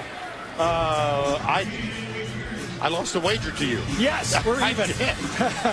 I thought sure he'd make the change for the second half. Well, it's a long season. I think he wants both of them, obviously. But here's what I think he's right about. They need to start pitching and catching the football. You know, we said in the open, you got to have a quarterback to win the SEC. You're not going to just run the ball and win this conference. Remember, Georgia's trying to win a championship. Yes, this game. But to do that, they need some quarterback play. And it's not been good enough in the first half. Well, Grayson Lambert does get the nod. He was replaced by Bryce Ramsey. At the 12, play action, Lambert goes incomplete to Malcolm Mitchell. Tipped. I think that one was tipped. Yeah.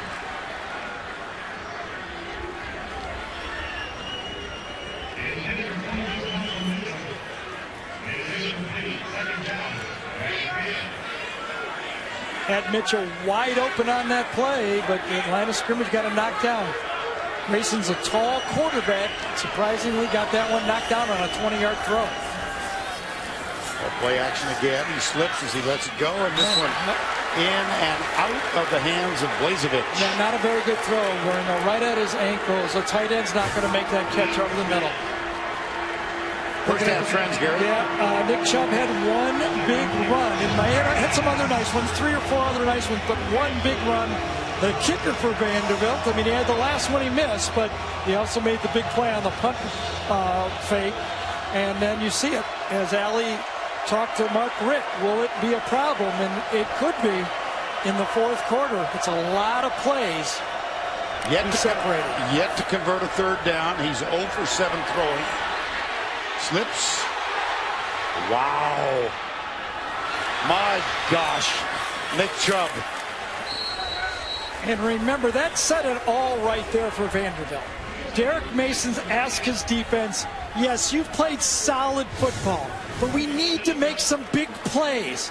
And there's an opportunity again for Vanderbilt to make a big play. They do not get a sack. We talked about it. They have not sacked a Georgia quarterback now in 2.5 games. Everything there for an opportunity for Vanderbilt. And what happens?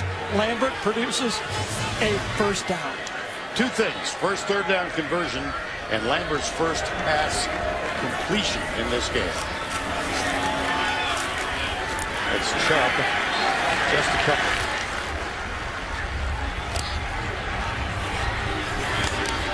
John Theus, a little shoving match. This Vanderbilt defense looks just more comfortable with the system than they did a year ago. Remember, they made the shift a year ago from the 4-3 to the 3-4. Never really got it going. They look way more comfortable, but Vandy is creeping up in the backfield. Lambert. That's for Reggie Davis. The big change in the offseason, Derek Mason made 2 significant changes. Let go both his offensive and defensive coordinator. He named Andy Ludwig on offense and took the job himself on defense. Well, that is where he made his reputation. He's one of 2 coaches who occupy both of those spots, Rocky Long being the other. Chubb to the 37-yard line on first down. Nephi Lealo made the tackle. Lealo that time just kind of stuffed it. Just held his man, got pushed, just kept his hand up in a 2 technique, allowed himself, and then fell off and made the play. Second down, under 13 to go, third quarter. Feels like the wind is picking up a bit here. It gets left to right across your screen. Getting a little darker too. Flag down.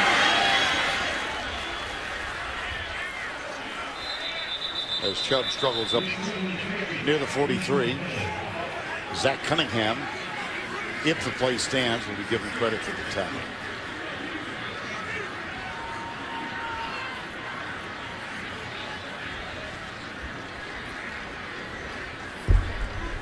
Illegal shift on the offense. Penalty is 5 yards. Replay second down.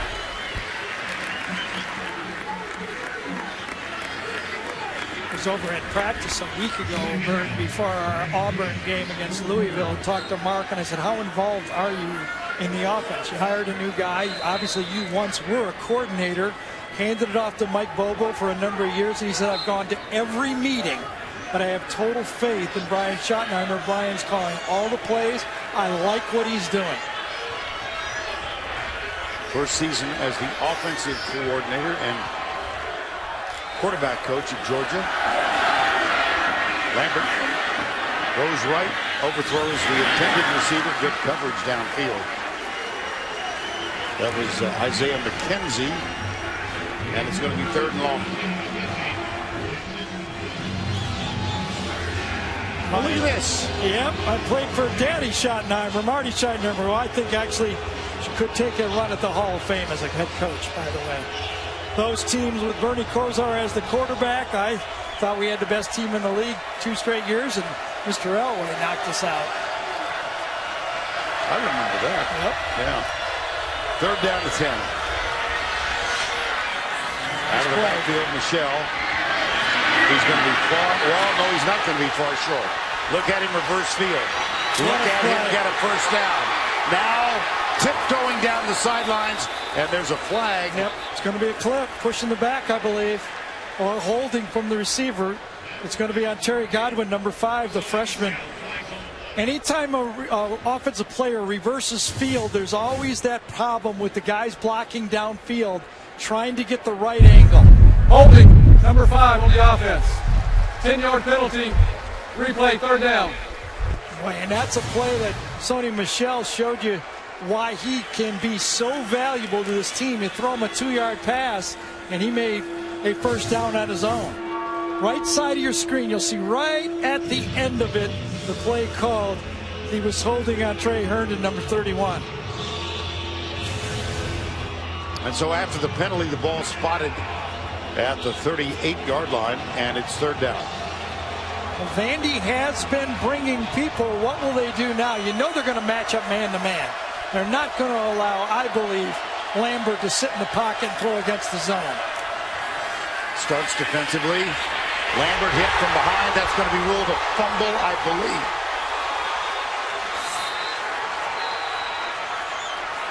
Finally, a sack and a play made by the defense. Remember, Lambert got away from one earlier in this drive, but not that time. From the backside, Jay Woods comes around the corner and makes the play, and Georgia very lucky to get that football back. They did recover, and they will punt on 4th down, apparently. So a tough penalty for Georgia, because that was a 1st down. Wiped out a 21-yard gain. Yep. Now Colin Barber on to punt. Bit of a high snap, controlled by Barber. This one, fair catch. Near the 30. Torin McGaster, a cornerback. Time called. Tough start for Lambert. You can see improvement, but what's not happening yet is they're not finishing the plays. They have opportunities from Western Kentucky into the red zone, not enough points today. Opportunities to make plays both on defense and offense, and at the end, an opportunity to make it a 5-point game. They don't. They're in the football game. They're competing.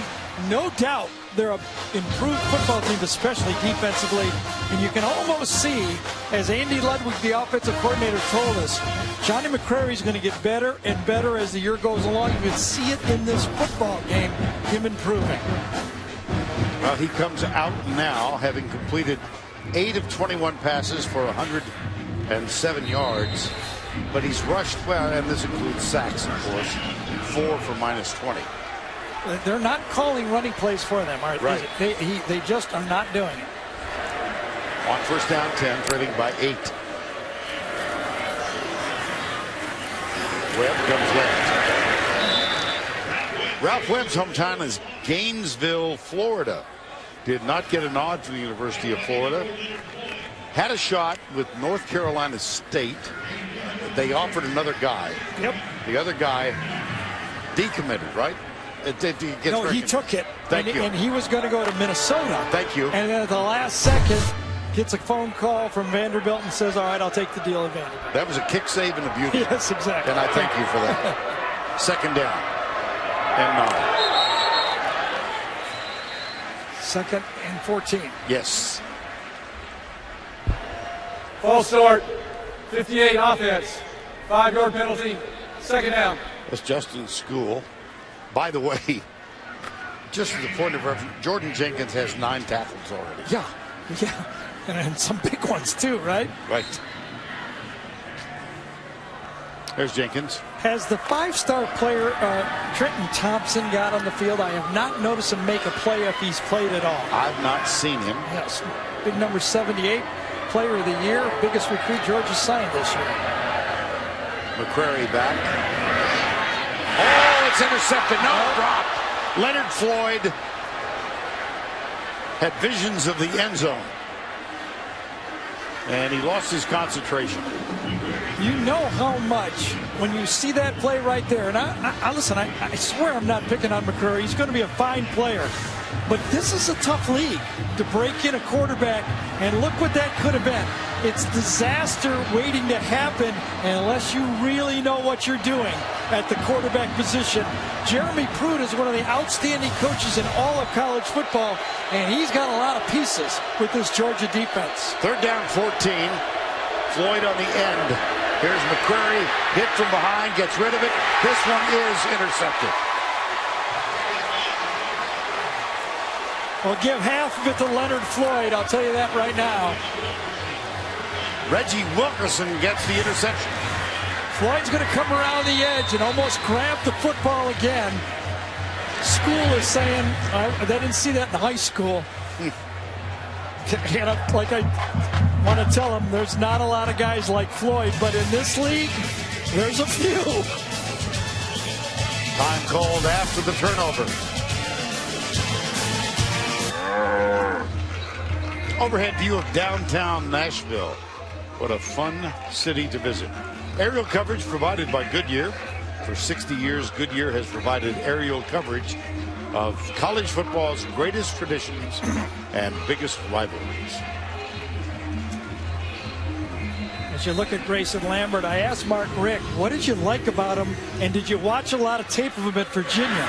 And he said, Gary, you know what stuck out to me? The game against Florida State, he got hit about 15 times, and he still had a good game. In that game, they lost 34-20, but he was 20 for 35 for 220 yards and 3 touchdowns. But he said he took a beating and hung in there. I had a lot of respect for him. So you can see why I think Mark's wanting to hang with him, because he believes he can come through again. 2nd down. Officially 9 yards needed for the first. There's a pass and slant pattern. And a catch made by Terry Godwin.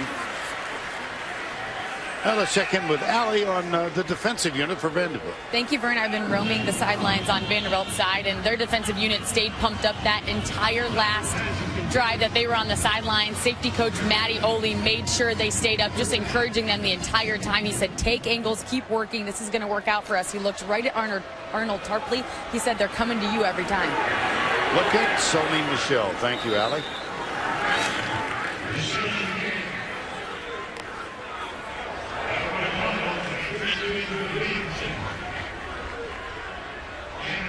Malcolm Mitchell goes wide left.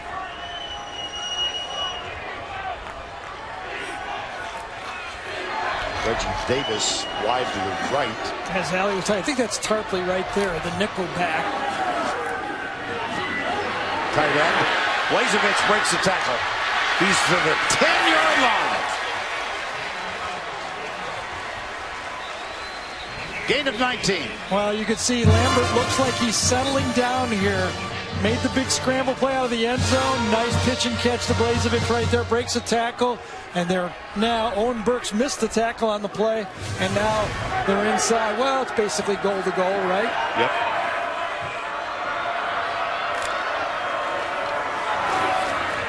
Hand off Michelle. Getting quite a bit of playing time. That's interesting. It is.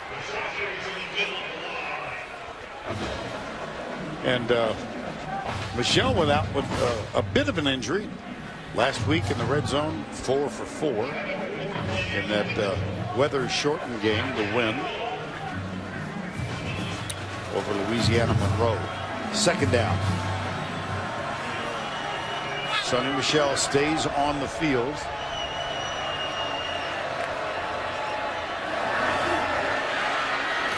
Dangerous throw. Reggie Davis, the intended receiver. 3-on-2 coverage. That's what Vanderbilt is playing there. They got 3 guys covering 2 guys, and almost ended up catching a bobble pass was Weatherly that night, number 45, coming off the edge and following the ball. Malcolm Mitchell goes wide to the left. Terry Godwin is in the slot on 3rd down. Play clock at 5. Play clock at 2. Got it. Michelle. Yeah, will set up a field goal attempt for Marshall Morgan. Well, I guess there's a rotation here because that's a big series not to have your featured back in the football game. Now, you can't run him 35 times a game, but he's only got 12, and that's a big, those are big points right there. 8-point game. If you can get, you can see Mark Richt was not happy with the way Michelle ran that play. This will be a field goal attempt of 20 yards. Marshall Morgan. And the lead is extended to 11 points, 17-6. Still think Derek Mason will take that stop from his defense. Staying in the game. Just get it to the 4th quarter. That's what Vanderbilt wants. 17-6 now. Georgia leads it. This fall, Academy Award winner Marcia Gay Harden stars in the new medical drama Code Black. Premieres Wednesday, September 30th. Only CBS. Well, nice defensive stop by Vandy. It was.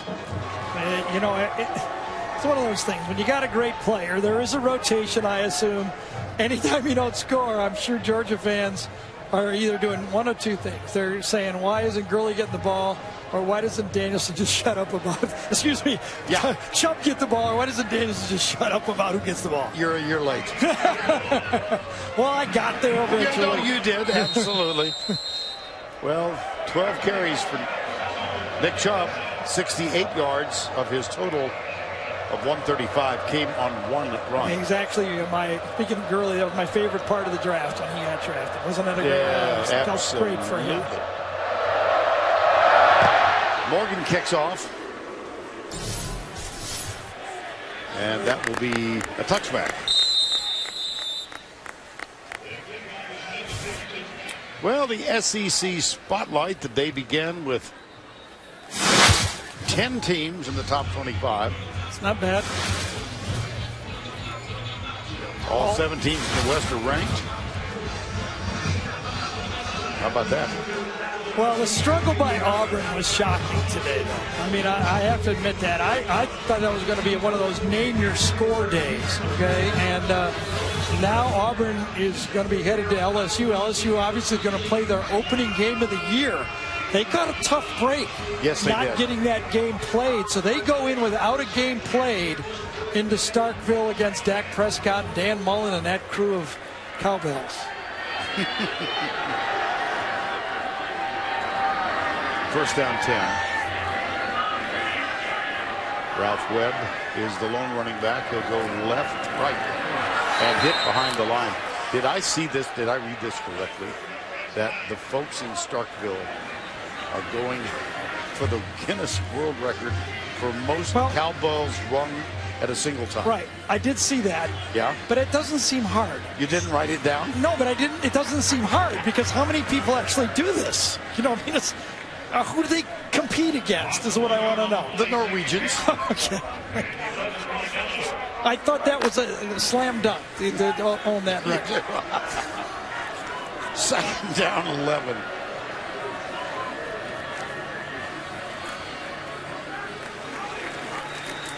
And it's going to be third and long. I have no idea what Andy Ludwig is going to call here right now. Offensive coordinator for Vanderbilt. Remember last time, well, going in for the field goal, I thought for sure they would protect the quarterback, try to gain 5 yards and kick the field goal. Last time, it was 3rd and 14. They're having trouble handling the outside rush from Floyd and Jenkins, and they got a pass play call and got it picked off. Now what does he dial for a quarterback that is 8 for 23?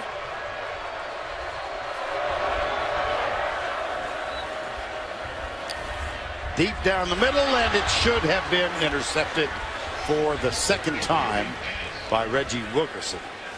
Yeah, and Wilkerson locked on, and that's exactly what he's going to do. If this guy goes vertical, he will run with them and turn around the linebacker spot. It's kind of probably a dime defense, but he jams and looks for the ball, and boy, that was not pretty, and Georgia was a step ahead on that one, and that one could have been picked off. McCrary now a rather woeful 8 of 24 for 107 yards. There's Openshaw. Nice punt. Fair catch. Isaiah McKenzie, who got the scoring started today with a 77-yard punt return. That one's a 40-yard punt, nothing on the return. Georgia with the lead. Thursday night football returns to CBS with the Broncos visiting the Kansas City Chiefs. Jim, Phil, Tracy, and the gang will all be there after they do Baltimore at Denver tomorrow. Thursday night football on CBS. A guy named Peyton and a guy named Jamal Charles might figure prominently in that one. About time. I'm ready to do something on Thursday nights. You know me, I'm back in my room watching football. Yeah. I do know. You know, we talk a little bit about how many plays Vanderbilt, but we haven't talked enough about how good the Georgia defense only had 161 yards. Reverse. Isaiah McKenzie. Oh, that was close. I think you can almost see from Brian Schottenheimer's call on first down, he has a feeling right here that he can put this game away with a touchdown in this series. He comes out with a little something different. Great respect for that run defense for Vandy, but he wants to spread them out a bit now. First down and 10 after a 24-yard gain. Here's Chubb inside the 40. Let's go to Adam Zucker in our New York studio for a Ford update.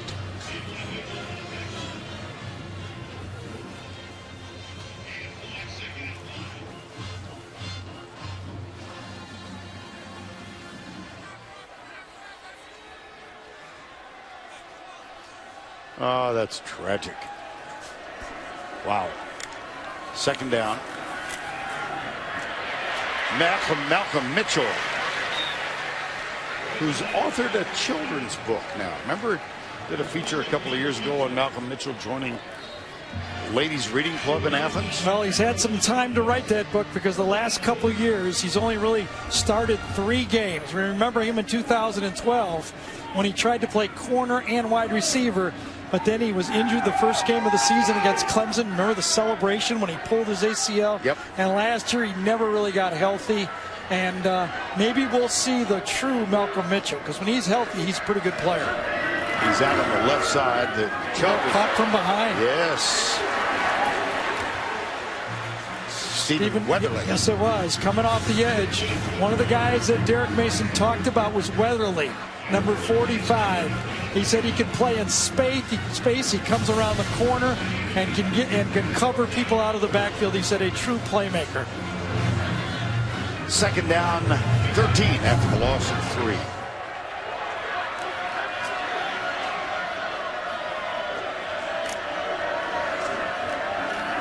Screen pass. Chubb. Great. Sure was. Great. That's the kind of pursuit that Derek Mason had when he ran that Stanford defense. I mean, you know, he coached that defense against all those spread teams in the Pac-12, and I asked him, what's the key? And he goes, it's simple. You run to the ball. You got to run to the ball. Defensive linemen, linebackers, everybody, and you have to tackle in space, and they did. Third down 10.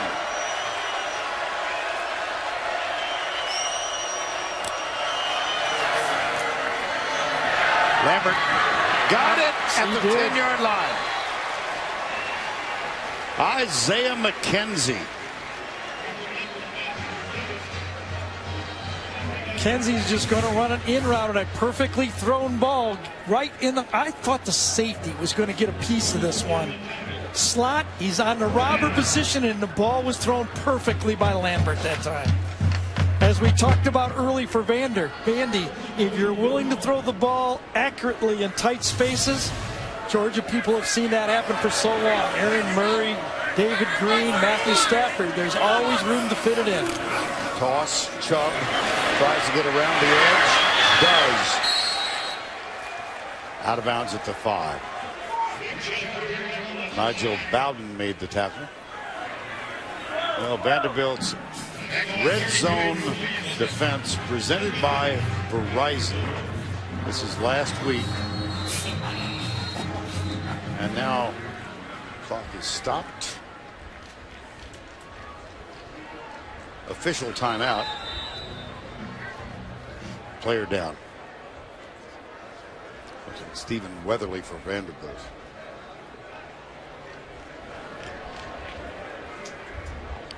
Georgia at the 5 as they tend to the injury. Stephen Weatherly walking off without assistance. And we're back to play second down from the 5.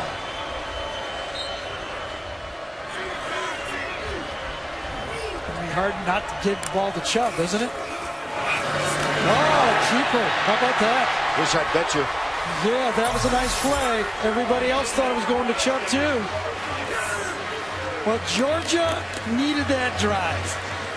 You know, they had a lot go right for them in big plays, but they needed a drive. Their defense produced an early turnover. Vanderbilt's run a lot of plays, but not for a lot of yards. And even Grayson Lambert, who's not a running quarterback, could trot in on that one. So the extra point coming up now after Lambert's 5-yard touchdown run. Marshall Morgan.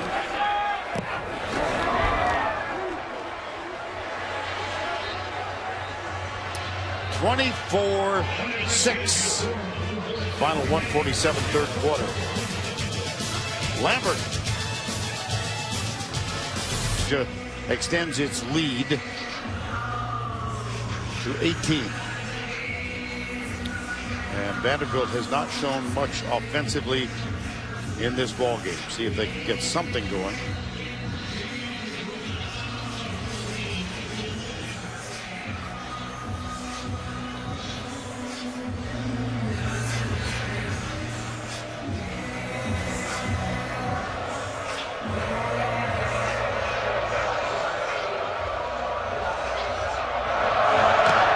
Morgan. And touchback. Well, Vern, you have to believe that this was a read play all the way. It's going to be man-to-man coverage. Let's run this to at least the mesh point. Start it up and watch. Right when Grayson Lambert puts it into the pocket of the tailback. Let's stop it right there. Then his eyes goes to the guy he's reading right there at the end of the line of scrimmage. He sinks in. It's an easy keep, and you trot into the end zone. Well executed for Grayson Lambert. And the lead is now 24-6. The Vanderbilt Commodores. See how deep your research was. Why the Commodores? It was the person who started the university. I got you. I got you. Isn't it? Yeah. Yes. They gave the money for it. Right. Okay. Here's McCrary. And that one's incomplete. Let's go back to Adam Zucker in our studio for this Heisman Watch presented by Nissan.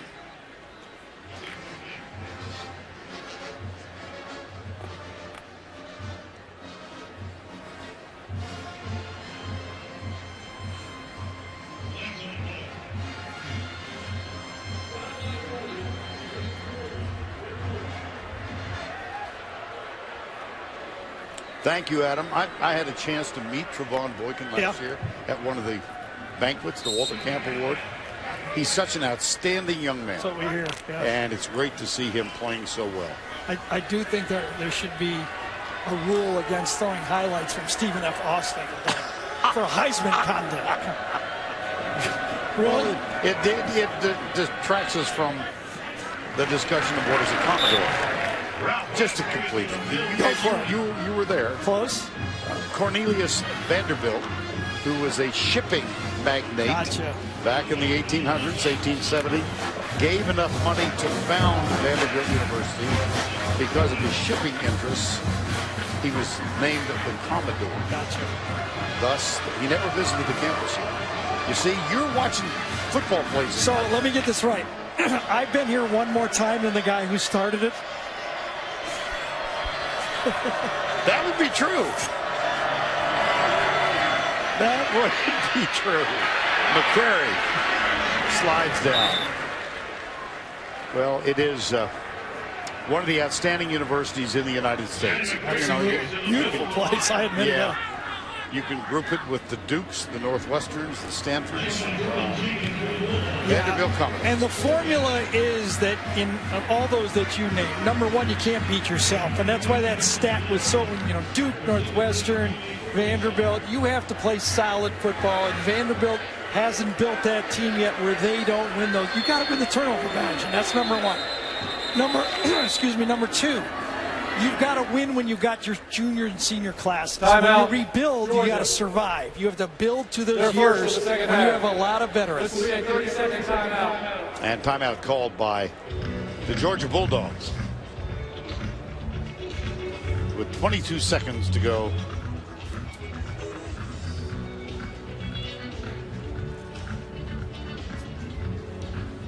Well, take a look at our AT&T strong performance. Georgia linebackers today. Well, we open with them, and it's not hard to do. They've got two thoroughbreds in Jenkins and Floyd and a lot of other good football players around them. But those two today have earned accolades. Last week we gave the losing quarterback the player of the game. Can you give it to two linebackers for player of the game? Hey, you and I are in charge. We're in charge. That's sad. In our minds. I think in this situation, by the way, Vern, Mark called timeout because he wanted to play safe, anticipating a fake, or at least let Derek Mason know I'm ready for the fake. Well, they're coming. There was a bump, and no flag is thrown. Reggie Davis made the catch. Don't miss the season premiere of TV's #1 comedy. It's a new night, The Big Bang Theory, Monday, September 21st, right here on CBS.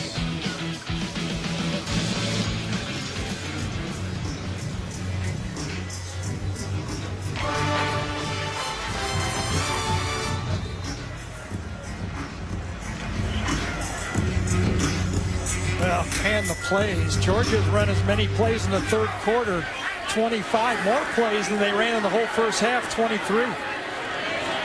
First down 10. That's Keith Marshall. Mentioned he and Todd Gurley, roommates, freshman year. They both had great seasons. And then Marshall was injured for much. Remember we were there, season. Vern. That was that Tennessee game. That was so sad to see. That was a game where a lot of Georgia players got hurt. I think Michael Bennett got hurt in that football game. Yep. That's the end of 3 with our score. 24-6. We'll return. Georgia Vandy. Vanderbilt officially from Vanderbilt Stadium in Nashville. And it's 24-6 now. Well, I was a little surprised, having made the switch to Bryce Ramsey, that Mark Richt went back to his senior quarterback. But well, he told Allie it was a plan. Yeah. Right? That was part of the plan. That was the rotation. But let's talk to Grayson Lang. He started out 0 for 5. Then he got benched for 1 series. Then he went 0 for 7. But since then, 8 for 10 for 93 yards. Now, we talked about to win the championship, you just can't hand your way off to win a championship. You're going to have to play that position, play it at a high level to win the SEC championship. And it looks like Grayson has gotten more comfortable as the game has gone on. Malcolm Mitchell out to the 28-yard line.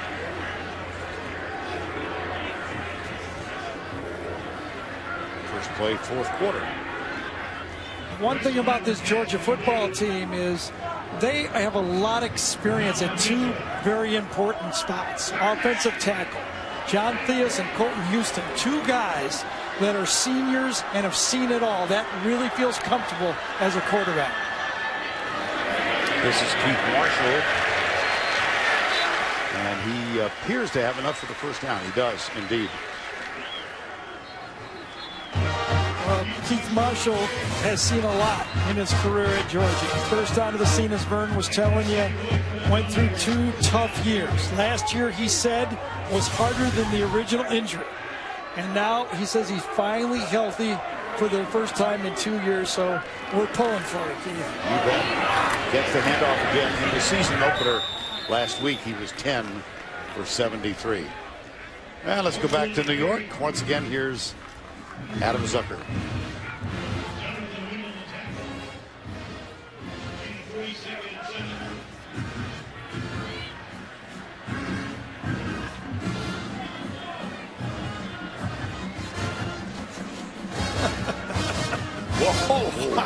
Whoa. Jacksonville State took Auburn into overtime, and that was in Auburn. Here's Lambert off his back foot. Blazevich incomplete. Well, that is a stunner. Yeah. Yeah, it's Why do we I take nothing for granted anymore. No. Do you? I mean, nothing for Not granted. at all. I'm going to make a small prognostication. There will not be 10 SEC teams in the top 25 Right. I think you're next right. week. But you never know who else is going to lose. Well, I'll that's tell you true. that. Keith Marshall heads over to the Georgia bench. Sony Michel, now timeout called. Yeah, they don't have the right personnel at all on there. They've got all those place cards. They've got 2 quarterbacks wearing yellow hats. They've got arm signals and wristbands. It's still not that easy. That's not a good color coordination either. It's time for our Geico game recap. Well, one of the opening highlights of the game was this run by Nick Chubb. 68 yards officially. He got knocked out of bounds by Trey Herndon to save a touchdown. And then the first actual score of the game, Isaiah McKenzie avoided tackles, got into the open, went 77 yards untouched. His 3rd career punt return for a touchdown. That made it 7-0. Openshaw hit a field goal to get Vanderbilt on the board. And he hit another one. Going, he missed that one. Sony Michel, 31-yard rushing touchdown to make it 14-3. And then Grayson Lambert, play fake to Nick Chubb, rolled out, read it perfectly into the end zone, 24-6, and that is where we are right now. Vern, interesting call here for Georgia. 24-6, 3rd and relatively long. If you're Georgia, are you not thinking, let's stay conservative? The only way Vanderbilt gets in this game is if a big turnover, a big mistake. Worst thing, is not, a punt here is not the worst thing in the world. We'll see. Okay. I think I've been right once today. Yeah. 3rd and 8. Malcolm Mitchell woke up this morning and thought he was Braxton Miller and tried the spin move. Well, I tell you, it was a nice call, though. Nice safe throw to the outside of the formation. No traffic out there. Mitchell runs a nice stop route to the outside. He looked very quick. Good pitch and catch. Very safe throw. Very well played by Grayson. He's really loosening up now, isn't he? Start out 0 for 7 and you're 10 for 20. You feel really good. Yes. Nick Chubb back on the field. Watch out. Oh, one-handed tackle. Watch out. By the jersey. Nigel Bowden. Save 6. That's exactly right. Just by grabbing the jersey. Bowden takes on the blocker and then with his right hand reaches out and just grabs the 7. That's all he had. Playing off the block by Hicks, he had just enough to make the tackle. 16 yards nevertheless. And it's a 1st down 10. Here come the safeties. Yeah, there's no safeties deep anymore. This is all out. Reggie Davis with a block out of the wing, and Malcolm Mitchell made the catch.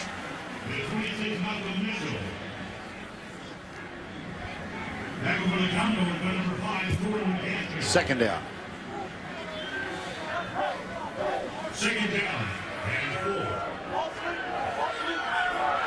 Nearing the 12-minute mark, fourth quarter.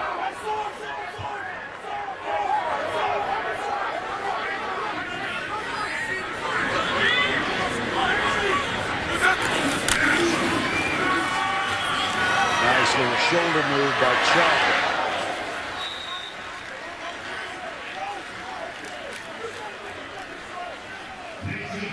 For more on Nigel Bowden, let's go down to Allie LaForce. Thank you, Vern. When Nigel Bowden takes the field, he's taking it for his brother Airman First Class Jason Nathan, who was killed in combat in Iraq over 7 years ago. His brother was 8 years older than him. He considered him a best friend, a brother, even a father figure at times. And one of the things his brother told him was, you can't only be good in football, you have to also be good in school. So I joked with him and said, is he the reason that you study in school? And he said, yes, ma'am, he is the single reason that I take school seriously. And he did say yes, ma'am, right? We did. Yes. Well, I think the Georgia fans are breathing a deep sigh of relief. I think they feel pretty good about this football game. You know, interestingly, I was looking at it. This is only the second time in the last 24 years that Georgia hasn't opened up their SEC season playing South Carolina. Now, they play them next week, but this is an odd one. They usually open the season, the conference schedule, against South Carolina. In the backfield. Tackle made by Stephen Weatherly. Good to see him back on the field. He limped off a while ago. The same play Weatherly made before. Same exact play. He goes around to the outside, slow developing. He's on the blitz, and he makes the play. Third down, 14.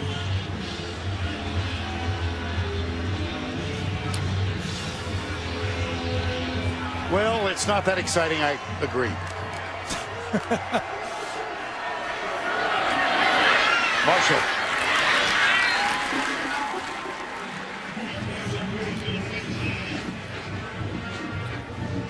Marshall looked good there. He hit that hole running full speed. You know, he's going to have to get his confidence back. Running the football and taking hits and getting more than 3 or 4 carries. He looked good there. That'll bring on Marshall Morgan. This one from 43 yards out.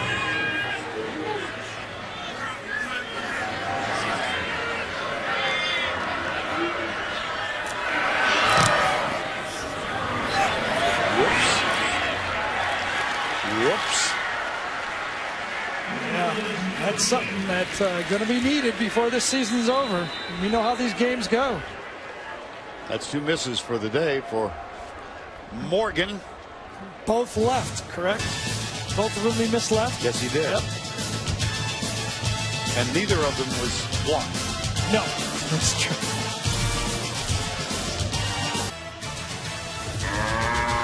And by Chick-fil-A. After the missed field goal, it's still 24-6. A reminder, the play of the game presented by Napa Auto Parts coming up a little later into our telecast. 24-6. Gary mentioned that Georgia gets South Carolina next week. Vanderbilt is at home against an in-state school, Austin Peay. Kind of a interesting decision that Vanderbilt had to make. Whether you give the backup quarterback some snaps, or do you think that, you know, McCrary needs the snaps to learn long run, and he's the best guy for them to finish out the season and be respectable on offense. I mean, now we've got what, more than almost 8 quarters of football here, and 18 points, 1 touchdown all year. Yep. Down the middle. Oh boy, laid him out. Now that Mauger hit Stephen Shoy. That's close. Boy, yes, it was. That's close to being a targeting right there. Yeah. Let's see if Mauger leads with his helmet. Nope, he missed him. Hit him with his knees. And Shoy did hang on, and that's a 19-yard catch. Oh, that was close. Boy, oh boy. He was going for him, I'll tell you that right now. Shoy ducks it. Hit him with his shoulder. Good job that time. That's how you got to do it. Mauger Jr. led the team in 4 interceptions a year ago. McCrary. Ralph Webb. And Troy's going to get some medical attention over on the Vanderbilt bench. Third down. McCrary sidearms it, and it's caught, but it'll be short.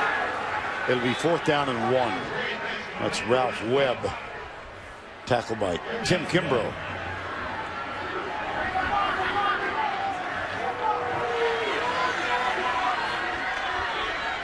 Third and 1, I beg your pardon. McCrary got it. To the 25, it's Ralph Webb. And that's a Vanderbilt first down. Again, nothing there early. McCrary does what he kind of comfortably does. Moves around in the pocket and delivers the ball a little bit off balance very effectively. He's got to get the pocket part of it now. Georgia has almost all their backups in the game for this drive. McCrary wings it, and it's caught. Beautiful. Yes, indeed. Little sidearm toss. And DeAndre Woods made the tackle.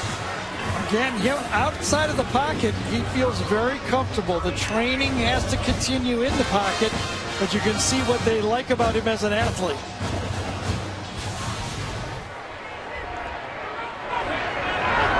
McCrary on this drive, proven 68 yards. First down goal.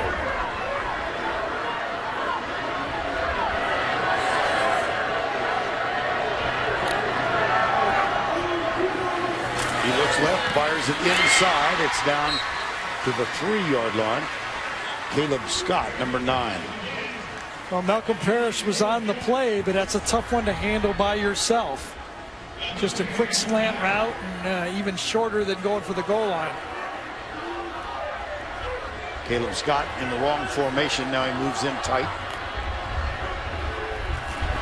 Second down, McCrary at the feet of the intended receiver, DeAndre Woods. We talked about it a bit earlier, showing that package, the struggles they had inside the red zone. They moved the ball effectively all game against Western Kentucky, but just could not put points when they needed them in the red zone on the board. 30 goal from the 3.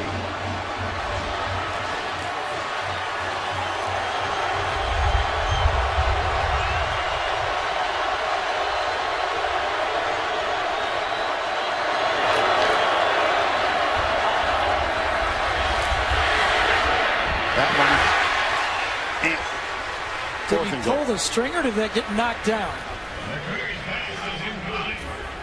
That must have been tipped up front. Well, I don't know. I don't think so. The ball just kind of slipped out of his hand. So 4th and goal from the 3. Yeah, it just came out funny.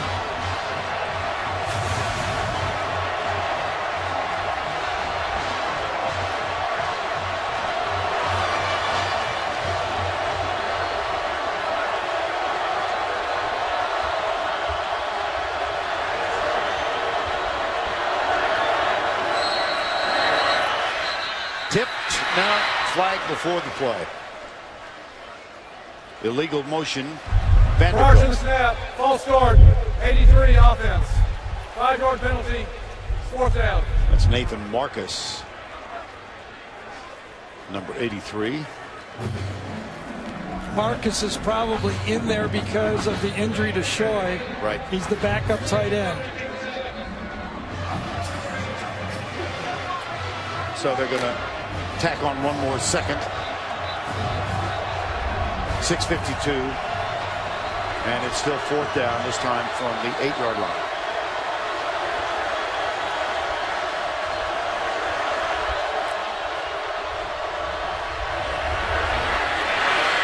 McCrary stopped short. So the red zone problems continue for the Vanderbilt Commodores. Now, Jeremy Pruitt, the defensive coordinator for Georgia, loves this. He's got his backups in the football game, and they produce a goal line stand.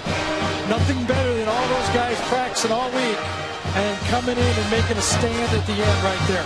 Have some of the original defensive backs in, not all of them, but mostly backups on the field. Now the ball goes over on downs. Derek Mason defensive coordinator and head coach. Jeremy Pruitt, defensive coordinator, Georgia. That's such an important game for Tennessee, I think. Oh, I think Butch Jones only beaten one top 25 team in his career at Tennessee. This is Sony Michel. Let's go down to Allie LaForce. I do have an update on Choi. He's still sitting on the trainer's table, but they were asking him a series of questions. He seemed okay. Then the team gave me official word that he just got the wind knocked out of him. They're giving him time to catch his breath and checking back in with him every once in a while to see when he'll be cleared to go back in. The wind knocked out of him. That's the official word. Holding number 47 on the offense. That penalty is declined. Second down. That's on the fullback, Christian Payne. Or for those of us who've been around a while, called on David Pollock. Oh, jeez. That's a flashback. It sure is. Speaking of South Carolina, this goes back years. He made one of the great interceptions in the end zone I have ever seen. And 2002. Seems like just yesterday.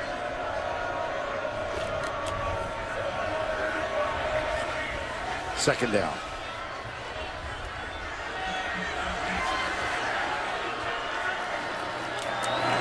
And off. Not much. Sony Michel. Well, let's take a look at the Georgia schedule. They do have South Carolina next week. Then Southern. Huge game at home against Alabama. Huge game at Tennessee. Huge game against Missouri. Really big game in Florida. Life ain't easy all the time. Time call. A Vanderbilt fan, and you've gone through last year and the start to this one, it can be a little lonely at times. But by golly, she's hanging in. Many of her colleagues have departed the premises. This was, by the way, a predominantly red-clad Georgia crowd. Made the trip up from Athens and will celebrate tonight. Third down 10. Up the middle, Sony Michel. Under 6 to go. Vanderbilt's going to use another timeout. No, not going to do it. Okay. Wouldn't be prudent. Colin Barber will be on the punt. I don't know why you use one and not the other, I guess. Torrin McGaster is deep. This is a line drive that stopped. Takes a hop. I can't believe it. 33-yard punt, nothing on the return. And the Dogs postgame show coming up at the conclusion of this one. We'll go back to New York with Adam, Rick, Brian, and update you on, among other things, Oklahoma, Tennessee, and that Arkansas deficit at home. Interesting. The story of the second half is the Vanderbilt offense could not keep it going. I mean, they had so many plays in the first half. They controlled the ball, but the Georgia defense just shut them down. Too many men on the field for Georgia or Vandy? Which one of the two? Georgia. Defense, 12 players in formation. 5-yard penalty, first down.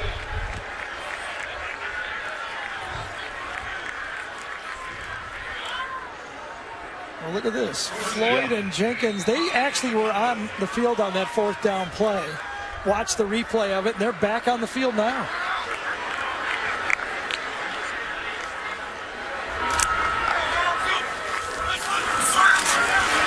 Okay. Got it. Crossing route. No, he didn't get it. Well, now that's a drop. Yes. Yes. I can cover when it's a hard ball throw, but that was a perfect throw right there. Stuck out one hand. Would have been nice to go with two. And Scott drops it. Second down 5.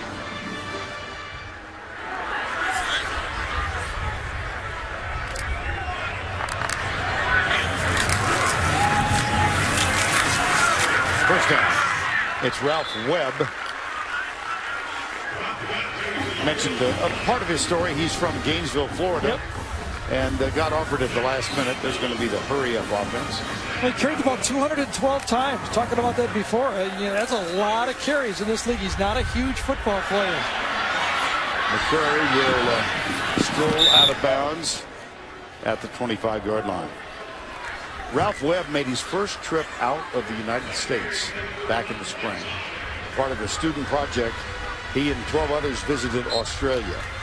And he went canoeing, he snorkeled in the Great Barrier Reef, and said it was really a terrific trip to enhance his education at Vanderbilt.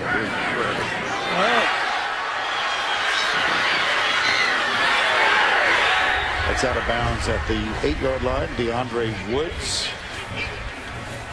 So kind of a zone blitz concept look. Jeremy Pruitt brings someone off the slot, but busted assignment. That time Dominic Saunders, number 24, peeks in the backfield and doesn't get his man and almost a walk-up. Here we go. That's a touchdown, Vanderbilt.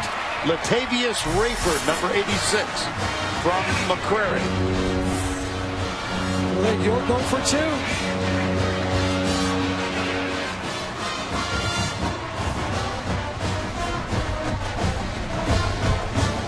Two would make it a 10-point game. That's why I thought last time there was some speculation that they may have kicked the field goal last time. I thought a 10-point game would be more important, that it was worth the risk to go in for two. Excuse me, for the touchdown last time and the 2-point play after. Well, she's still here.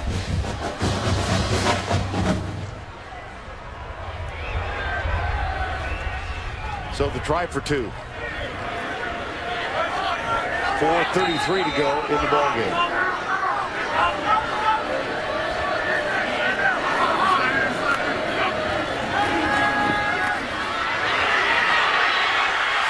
McCrary's got it. It's a 10-point game.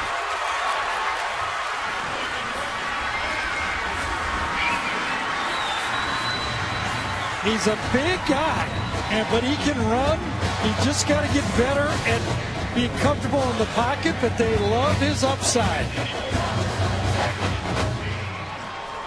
Well, number 24, Dominic Sanders, came inside and then got an earful from Jeremy Pruitt as he hit to the bench.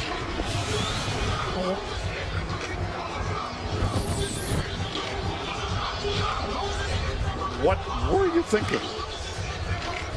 Now you got to make a decision if you're going to go onside kick in this situation with 2 timeouts left. Tonight on CBS, we'll begin with NCIS and NCIS Los Angeles.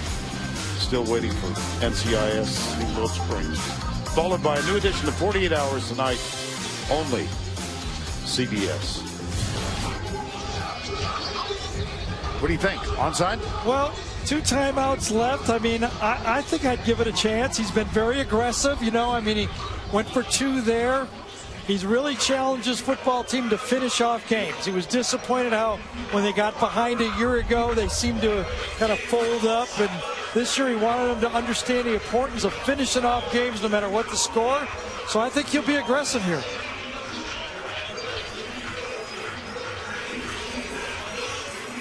Georgia expecting the onside attempt. They're not in a position. Doesn't look like. Now they did practice a straight ahead onside kick. Okay.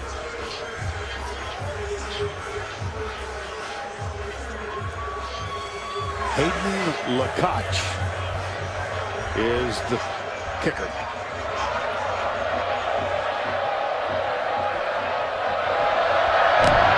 Pooch kick. Oh boy! A mistake by Georgia. Wow. Vanderbilt has it.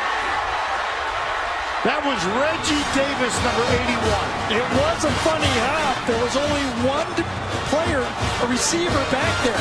He had to cover all 53 wide yards, and the bounce went Vanderbilt's way, and it was not played by Reggie Davis on it. And it was a tough one. I think it was Oren Burks that was got it. How about that? All of a sudden, the game that looked over becomes a football game. What a bounce, huh?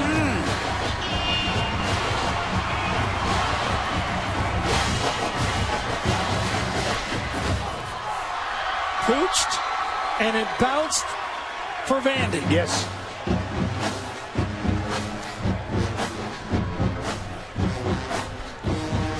Now a game that looked like a Georgia cakewalk is going to be a nail biter. Orenburks did indeed recover. Lukacs with the pooch kick. And Davis anticipating a forward bounce. Well, or at least to the right. I mean, the angle was going, that would bounce and go out of bounds maybe. But it goes one direction and bounce completely to the left.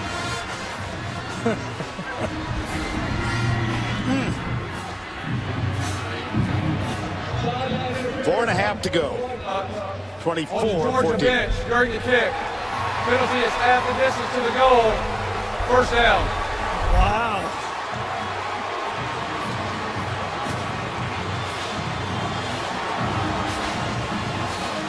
You get one warning. There was a warning earlier in the game, unsportsmanlike. First down and goal. McCrary back. Chased to his right, sidelines, and again it's dropped. Wow. Darius Sims, that's the second drop for Sims in the game. And it is amazing how McCrary gets out of the pocket and is able to deliver that ball like that. And he's had, what, 10 of those in this football game? Second and goal.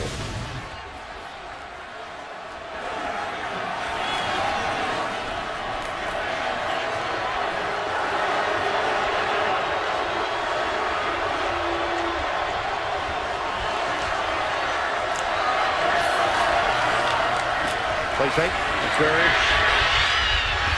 wings it into the end zone. Tipped. Is it intercepted? It is. Touchback. A deflected ball intercepted by Jake Gaines.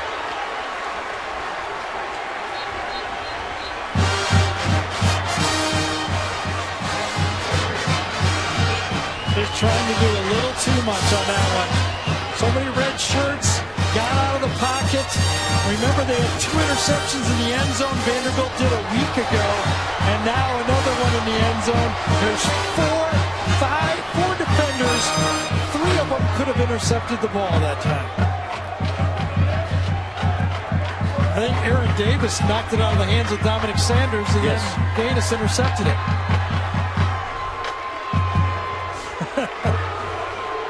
Well, that was a second goal line stand. Gaines got his feet down before his hand touched out of bounds. So Georgia takes over at the 20. And as you can see, the 18th consecutive game with the takeaway. First down and 10.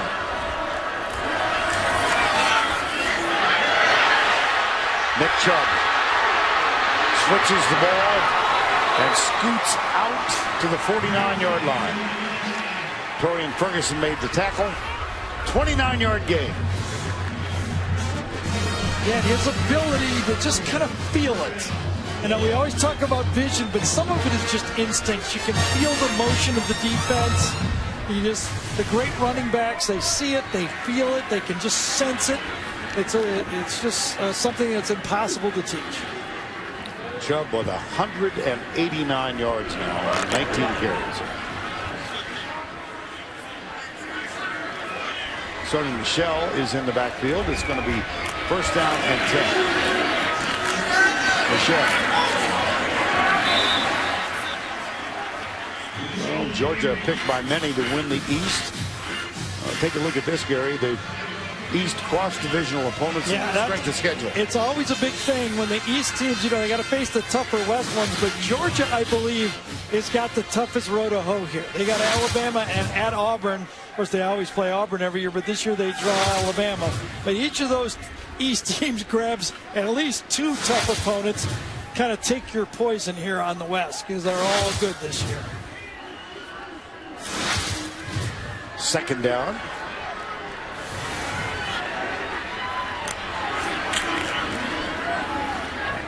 Michel to the 45. Well, Grayson Lambert got the start, was replaced late first half after he missed his first 5 passes.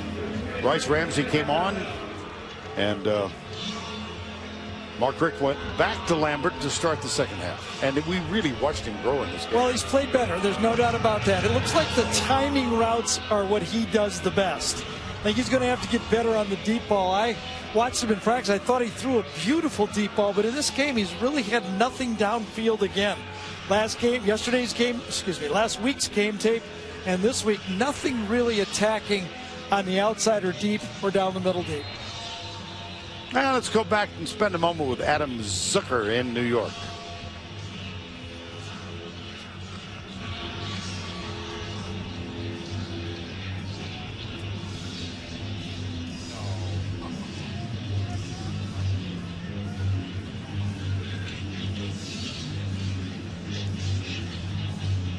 Oh my goodness. That's hard to believe, isn't it? Guy run right by you with 12 seconds to go. 3rd and 4 here with 2:52 to go.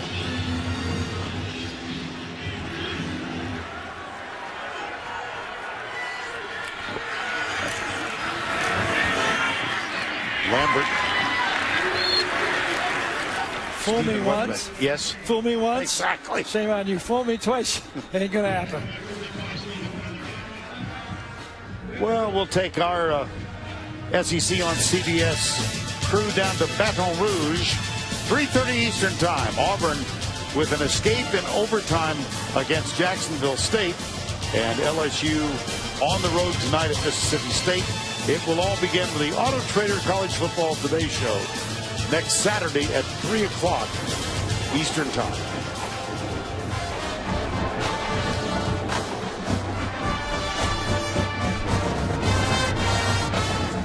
That'll be a fun game to watch. Tennessee, obviously, everyone knew they were going to be a better football team this year, and that game's shaping up to be a battle there. Tennessee off with the fast start, but very curious to watch Mississippi State.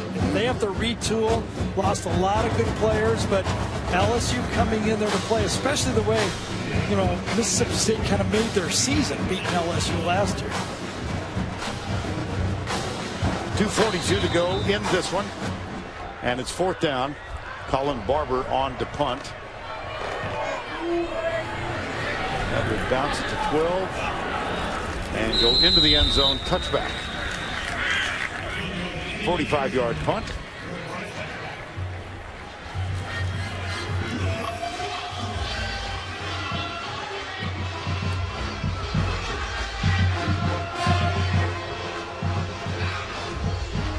Well, every rep that McCrary puts on in this football game, the hope for Vanderbilt is that he'll be that much better later in the year. He's a work in progress. They know that.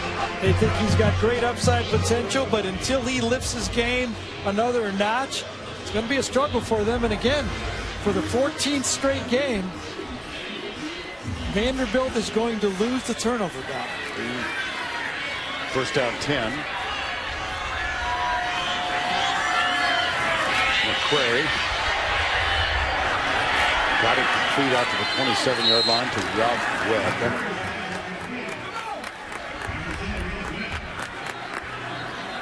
Jake Gaines made the tackle.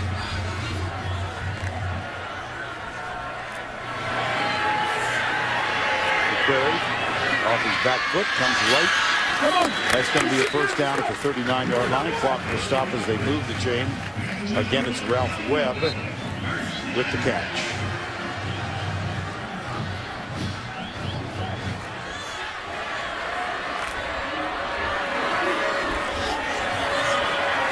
McCrary completes it out near the 47. Chris Cantera, number 82. That's a win for Georgia. Completing a pass in a 2-minute short of the 1st down is exactly what Georgia's trying to accomplish. And Vandy out of timeouts. 2nd down 1.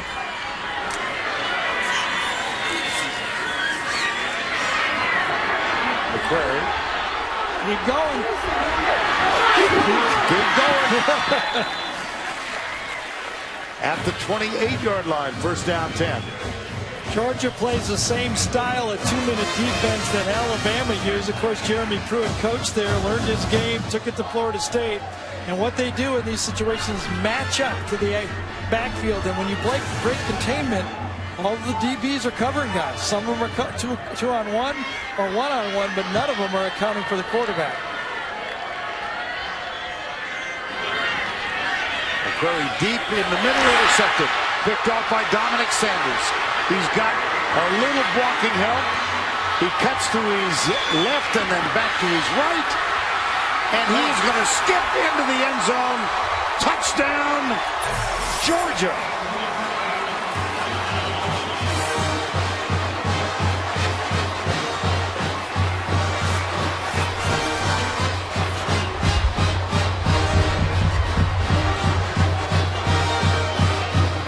Sanders is playing that robber position that the quarterback has trouble seeing. He accounts for the guys on the left.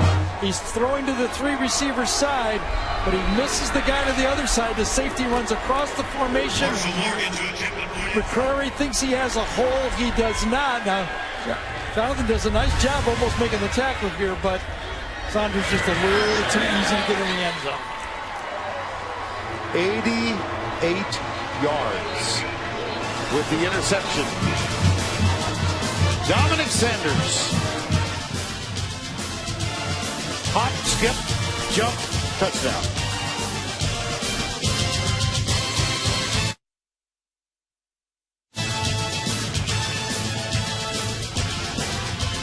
Yes, what would you like to do?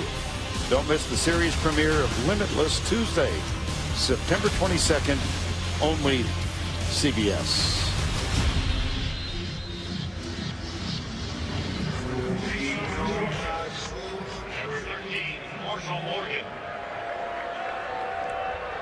Marshall Morgan will kick off.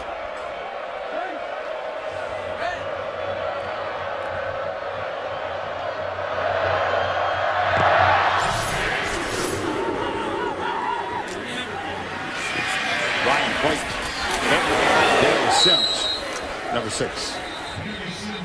Now you might have noticed in the background that the officiating crew wearing black wristband today. That's to commemorate the passing of longtime SEC official Jim Allison. He died earlier this week. And the last few years we would see Jim periodically as a replay official. Gregarious man. Yep. Always helpful.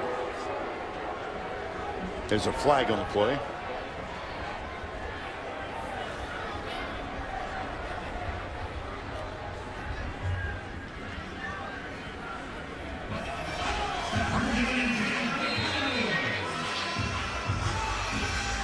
.107 to go. First down and 10. McCrary. I didn't see it, but I'm being told that Georgia was offsides on the kickoff, so they attacked on 5 yards. Gotcha.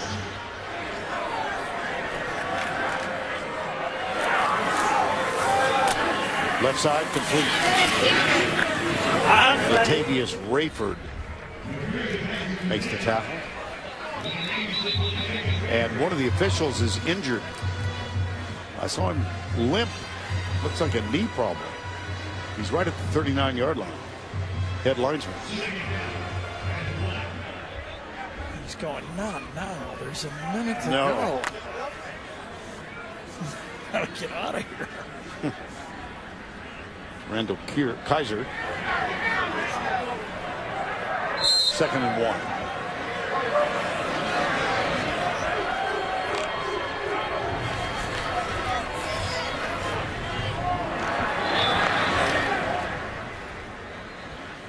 .58 seconds to go.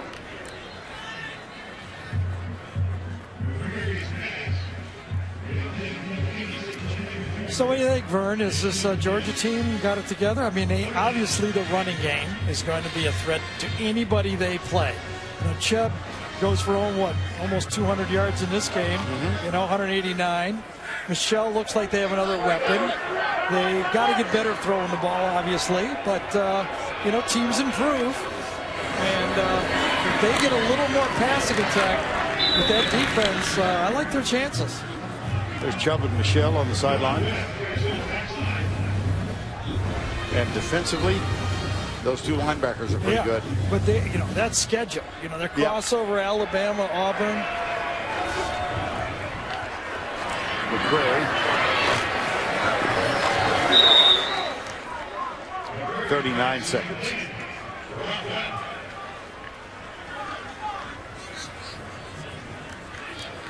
Guy looks happy, and he should be. It's going to be a great tape for some scout to look at, I'll tell you that. From the backside, McCrary. That was David Bellamy, number 17. There's Bellamy, another one of those 6'5" outside linebackers that Georgia has all over the practice field, just one right after another. Remember, Lorenzo Carter, one of their featured pass rushers, played what, one series or not even a series? And was ejected from the game for targeting. 3rd down 6, 19 seconds to go.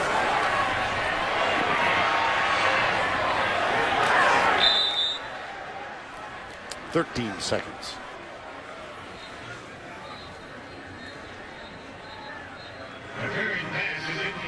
Well, I enjoyed it. This is one of the few stadiums, Vern, I have not done a game from in my career. It's about 4 or 5 that I have not done a game from, and this one gets checked off. Yes. Then Kansas, which I'm not likely to do anytime soon. Cal and Louisville, I think, are the only ones of the major conferences. You're kidding, really? Yeah. You know what's top of my list, honest to God? 40 years in network television.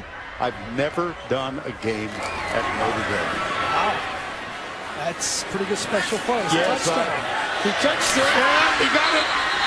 Stepped out. He stepped out. That's Trent Sherfield.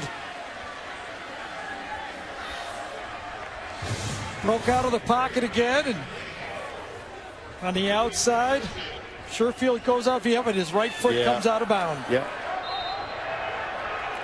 So this should be the final play of the game, with the exception of a penalty, of course.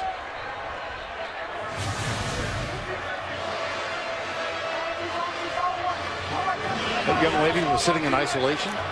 She's still there. Still there. She's texting. She hasn't looked up. She missed that whole 88-yard interception return. McCrary. Game's over.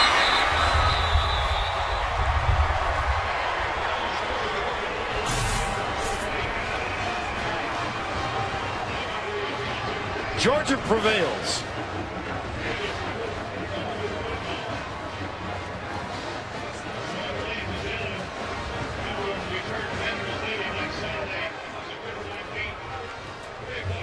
(31-14) the final. Time now for the Napa Auto Parts play of the game. It was the first score of the game. Isaiah McKenzie took this punt and got loose down the far sideline with an elusive bit of running. Cuts to his right, 77 yards. He got by that defender and went in with an escort. And Scott Howard recaps the play from the Georgia Radio Network. Shaw with a boomer high kick. This time Isaiah McKenzie fields it at the 23. Breaks the tackle there to the 25 to the 30. Straight ahead 35-40. Over the star 50. 45-40. Angles to the left. Breaks another tackle 30. He's got to go. 20, 10, 5. Touchdown Isaiah McKenzie. He's done it again. Yes, he did. And the two teams gathered at midfield. This one's in the book.